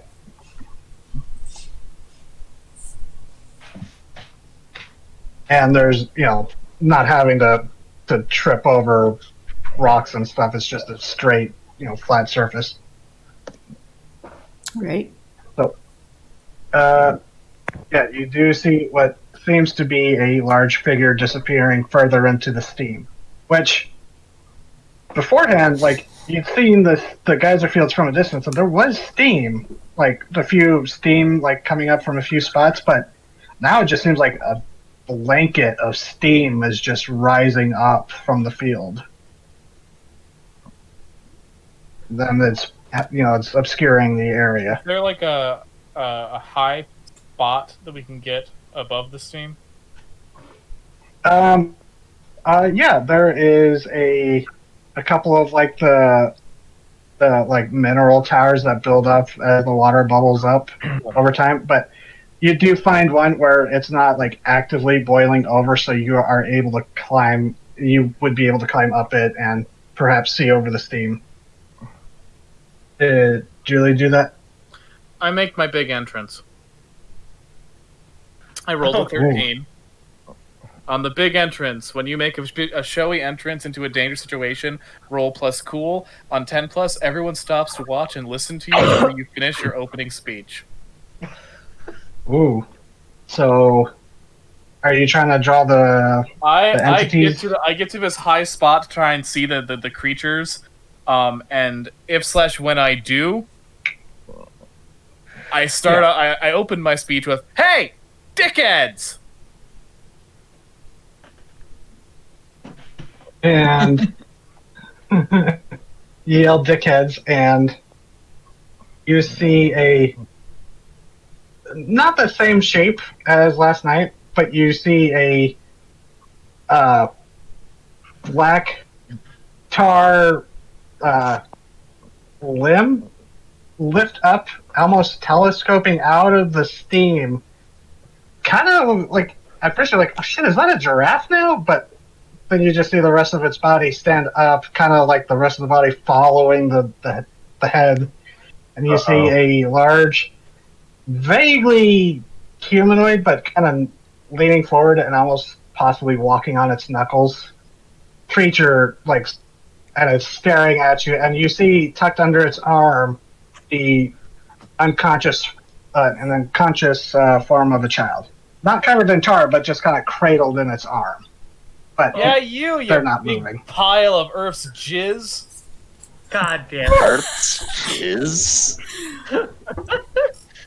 I'm talking to you, oily cumrag. Put the kid down. My name's Julie Hazadal. Not sure if you know what that name means, but it means that my family owns most of this land. And that kid, he's under my protection. So you leave him alone, and she flicks her spear, and it bursts out into that giant, like, needle claw. Or I'm going to fuck you up like you haven't been fucked up since the goddamn Stone Age, you piece of refuse. Hal just goes, damn! Huh. Hal's going to activate his own thing after she's done. He's going to run directly at the mass and try to grab the kid, and I automatically succeed. I might take harm from it, though. Okay. Just to clarify, what's the big entrance, like the rest of the effect? Because it's staring. So they have to keep paying attention to me while I go on and out with my speech, which gives Hal plenty of time to get out. If I had fucked up, I would be marked as the biggest threat by everyone around. I'm pretty sure that happens anyway, especially with the way Julie's gonna make her speech. Okay, so... But that's also kind of her intention here, is to basically draw this thing's ire on her. Okay. So, with Hal's Power of Heart,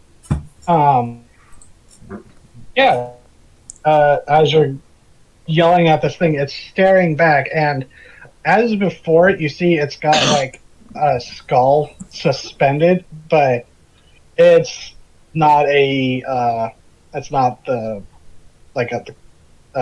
feline skull as previously. This time it looks more possibly deer or bovine. But as you're yelling at it, Hal, you take the chance and you run up, and you see up close, this thing is definitely looks like it's walking on almost like a gorilla stance the way it's standing. But you run up and you reach up and snatch the entrepreneur from its arm, and he sticks a bit to the tar, but you give a good yank and you free the entrepreneur, and you're out of there. And it's still staring at Julie, but when she flicks the hand out, how you see like the very tar surface of it seems to boil, and you're not sure. It just seems to boil in response. You're not sure if it's like fear or aggression or intimidation, but it kind of like slams both like fists against the ground, and there's a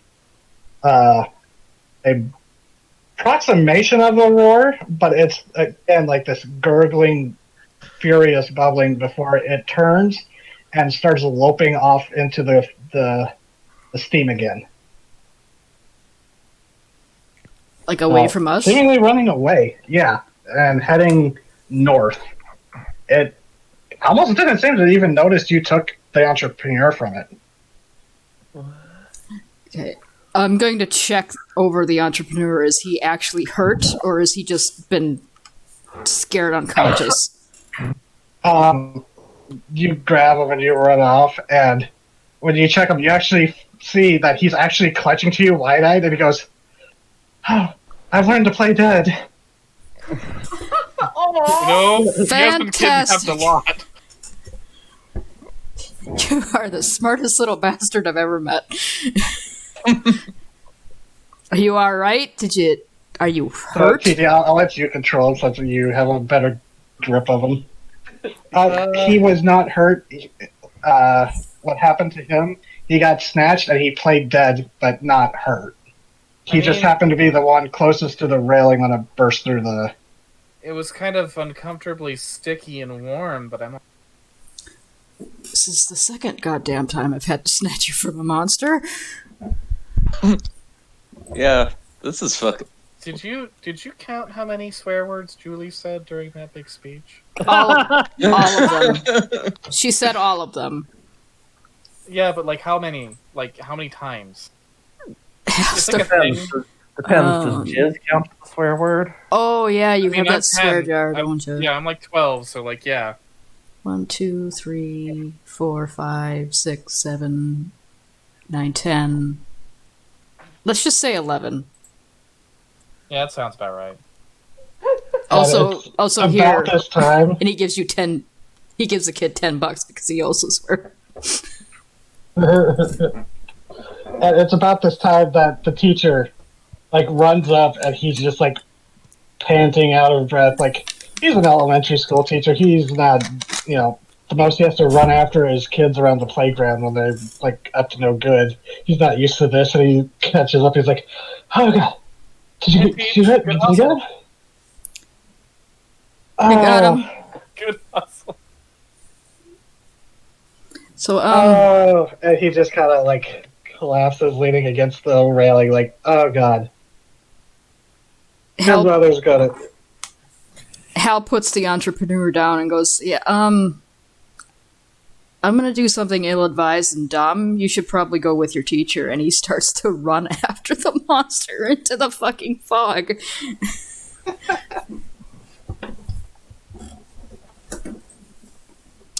And the teacher's like, The other kids get to the bus okay? yeah, they should be.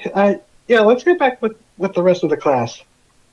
And he like sees he's tarred over. He's like, let's go see if the gift shop has any clothing on your size. Just like he doesn't want to explain to the. He's like, how are we going to explain, to the rest of the school that why your clothing is covered in tar? And he just goes walking off with the kids with the entrepreneur. Caesar sounds like this is his first time trying to cover up something weird and supernatural. He The goes on a lot of field Sunnydale style trips. conspiracy in this city. The entrepreneur has gotten kidnapped twice by monsters. I think it's, I think it's a thing. Successfully kidnapped twice, attempted kidnapping 3 times. Good lord. Mothman had saved him from the kaleidoscope. Or the Mothman Right. saved him from the kaleidoscope. Mhm. So Hey. how long until he gets a free sandwich? Hal Big is things in the entrepreneur's future. texting the rest of them as he's running after the monster. He's texting, "I'm being very stupid right now." Is everyone okay? What are you doing, Hal? She bowled at her. Al, when you get back to the Misty area, Julie is still there, still on the rock. He's following the monster. Kaiko is going to ask Drake to teleport her there. Are you sure about you want to risk it, Kaiko? Are you Kaiko sure? gives him a withering look. Well, Okay. what Drake. do I... TP, Yo. mind if I take care of this? Do a weird roll, because this is pretty weird. Okay, hold on. Can I help? Can you help him teleport? It's really fucking weird. This is true. Okay, so I am making a... Hal can text really well for running. Okay. He's using Come along, speech please. speech to text. 9. Alice, He probably I got- had. Julie catches Sorry, up go to him and like, so, monsters, huh? Yeah, they keep kidnapping that kid, the same kid. Same Okay, one. so Drake with the 13, nothing bad happens. Kaiko, Drake takes your hand, and all of a sudden, like, it seems like you blinked, and then the pair of you are standing in a thick fog bank or steam bank, and it's like much more humid and hot as suddenly Hal and Julie nearly run right into you as Drake teleported right in their path. Oh, damn. I wasn't given specifics of where to teleport. Fuck. Yeah. So It was a low roll. That would have been interesting. Zoe, should we maybe be trying to find those bones while everyone else is getting themselves killed? Yeah, but I'm also, like, I'm worried about them being on their own. Okay. They're So, lacking. so meanwhile, back at the. Sorry about that, but Taiko, I had a bit when I fully teleported. We interrogated dipshit. He's been working with Harold as the middleman. He broke into Julie's house to steal the jawbone to sell to Mr. Renault. Don't know where he is, but apparently the rest of the bones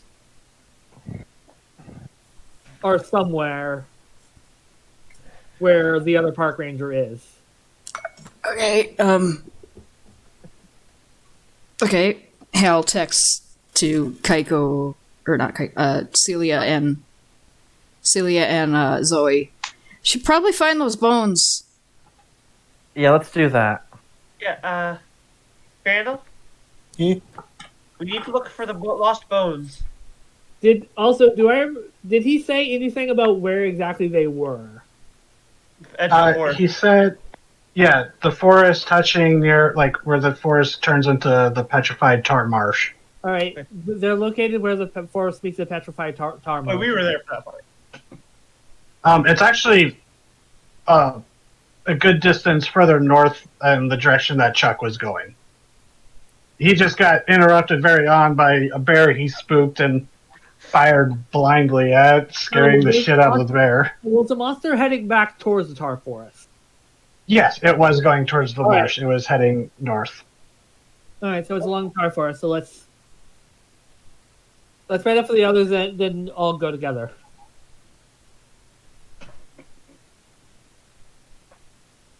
Hello? Yep. Yeah. Well, that sounds good. Okay, and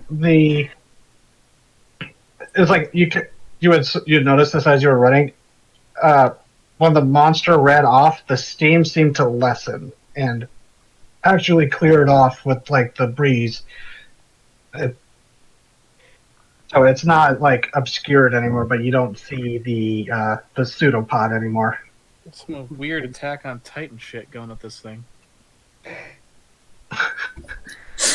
Again, how Hal dare just you. kind of glances at her like, all right, it's another thing. Oh. Of course, Um, Julie would be an anime normie. Question: does Julie know? Oh wait, no, she doesn't know this. We just established she doesn't know about like paleontology stuff. Does Hal? Oh, yeah. Hal? Because you got right out there and saw it. This thing's posture and stance was not gorilla-like, but more like, giant ground sloth posture. Oh. Yeah, Fun. Hal relays that to Kaiko. He's like, yeah, so giant ground sloth. Mazamo and Ice Age? But it was definitely not. Oh, so that I mean, it wasn't like a sloth skull. It looked like more like a cow or deer skull, and it looked fresh, not fossilized. Oh Yeah. no, the Tumblr one to It go. was just. It was just in the shape of a sloth.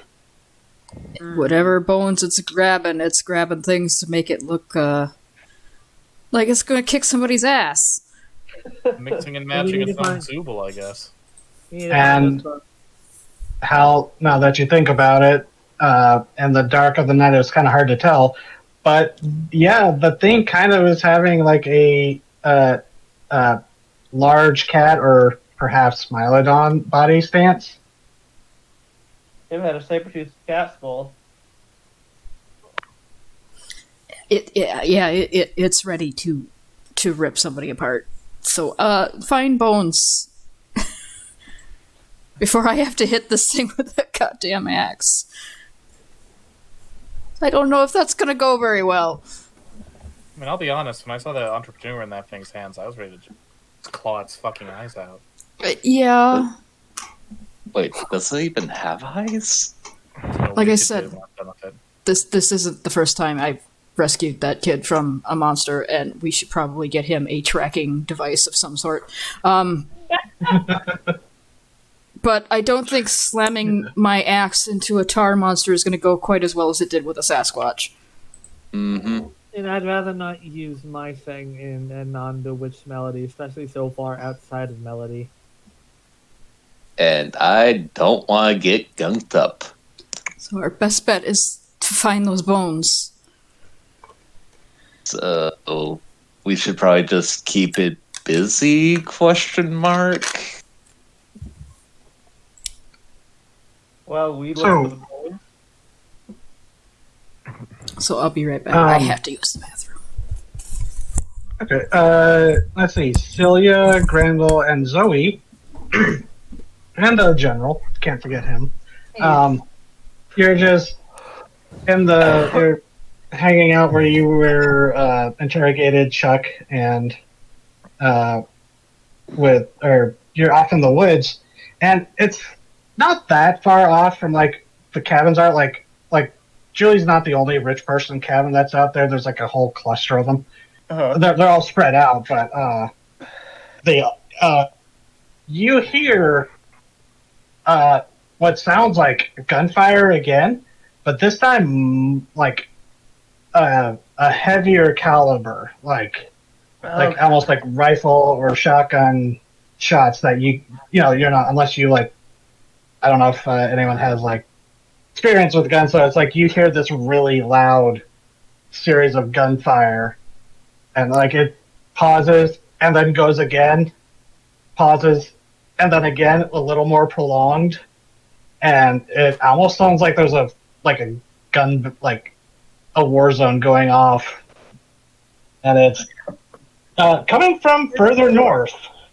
Oh god damn it, guys! I think the other guys got bones, and they're getting attacked by the monster. The other guys have what? I think the other guys have found the bones. We better get there quick then. Yeah. Are we all heading to the same location? Pretty much. I think we're kind of converging. Yeah. Grendel will offer to carry Celia. Yeah, Grendel, you're stronger than I am. She hops right onto him. And he takes off. Celia grabs the general, and she takes off. Okay, Back. so just because it fits with earlier memes, but is Celia like riding on his back or being like bridle carried like El Coatl carried Celia? Oh, bridal carried, obviously. So you all go racing off. Hal, Julia, and Tycho. The gunshots are faint. Like now that they've said there's gunshots, you can faintly hear it because it's far off enough, and like the trees are thick enough that they muffle the sounds at a long distance. All right. But it is in follow- the vague direction that you were all heading. All right. Let's follow the gunshots. Aye, That's always aye. a safe bet. Mm-hmm. Yes, following gunshots. The safe bet. Now, I don't know how late it is for everyone else because it just is about to turn 10. Do we need to make this a 3-shot? Or Depends on how much more story we got here. This seems pretty climactic. yeah, it can be. Okay. TT, could I make like a let me hold on, I'm gonna DM you something real quick. Okie dokies. So, Oh wait, it may have, depending on if you guys are okay with going on without me, it may have to be a 3-shot because I do have to get up at 6 and 6:30 and it's 11:51 my time. yeah, because I know everyone's on a later time zone than I am. Except for It's Kang. 11. It's 10:52. It's only 8:50 for me. Yeah, it's 9:52 for me. It's almost 11, and I have to get up at 5. Okay, We're gonna do a 3-shot, I think. yeah, because I don't want to rush it because Yeah. I should We're on our way realize to. that I can't make a succinct thing. So we'll do a 3-shot. That's fine. Yeah. I'm enjoying this, and it's fun. Yeah, Yeah. I'd rather have the entire story than rush it out. Yeah. And More ability is never a bad thing. yeah. It gives me more time to prepare. Woo! Dude, I'll do an outro for us if you'd like. Yeah, that's a good spot. Everyone's running to the sound of gunfire after rescuing the entrepreneur. Feels like a good. As the kids load on the school bus and the teacher is talking with the rangers and now the police about what happened, the entrepreneur sits in a new museum shirt, alone at the back of the bus in a seat. And as he's sitting there, he hears a voice say, "So, do you think you want to make that pact now?" Is it Triangle Man? And the entrepreneur looks over at the seat and sees something no one else on the bus can see and says, "Well," and that's where we're cut off. What the fuck? Do not trust Cube. Dun dun dun. Cuba? What the fuck? I never said familiars were completely gone. Oh. Jesus, Does he have? you Oh, fucking sorry. asshole. Good night, everybody! What? The return of Wiggins. Disco is not dead, motherfuckers. Oh, thank God it isn't Hayaki or Anno. I think the entrepreneur could handle those pretty easily. Okay, I do have to hop off, go to bed. Good night, everybody.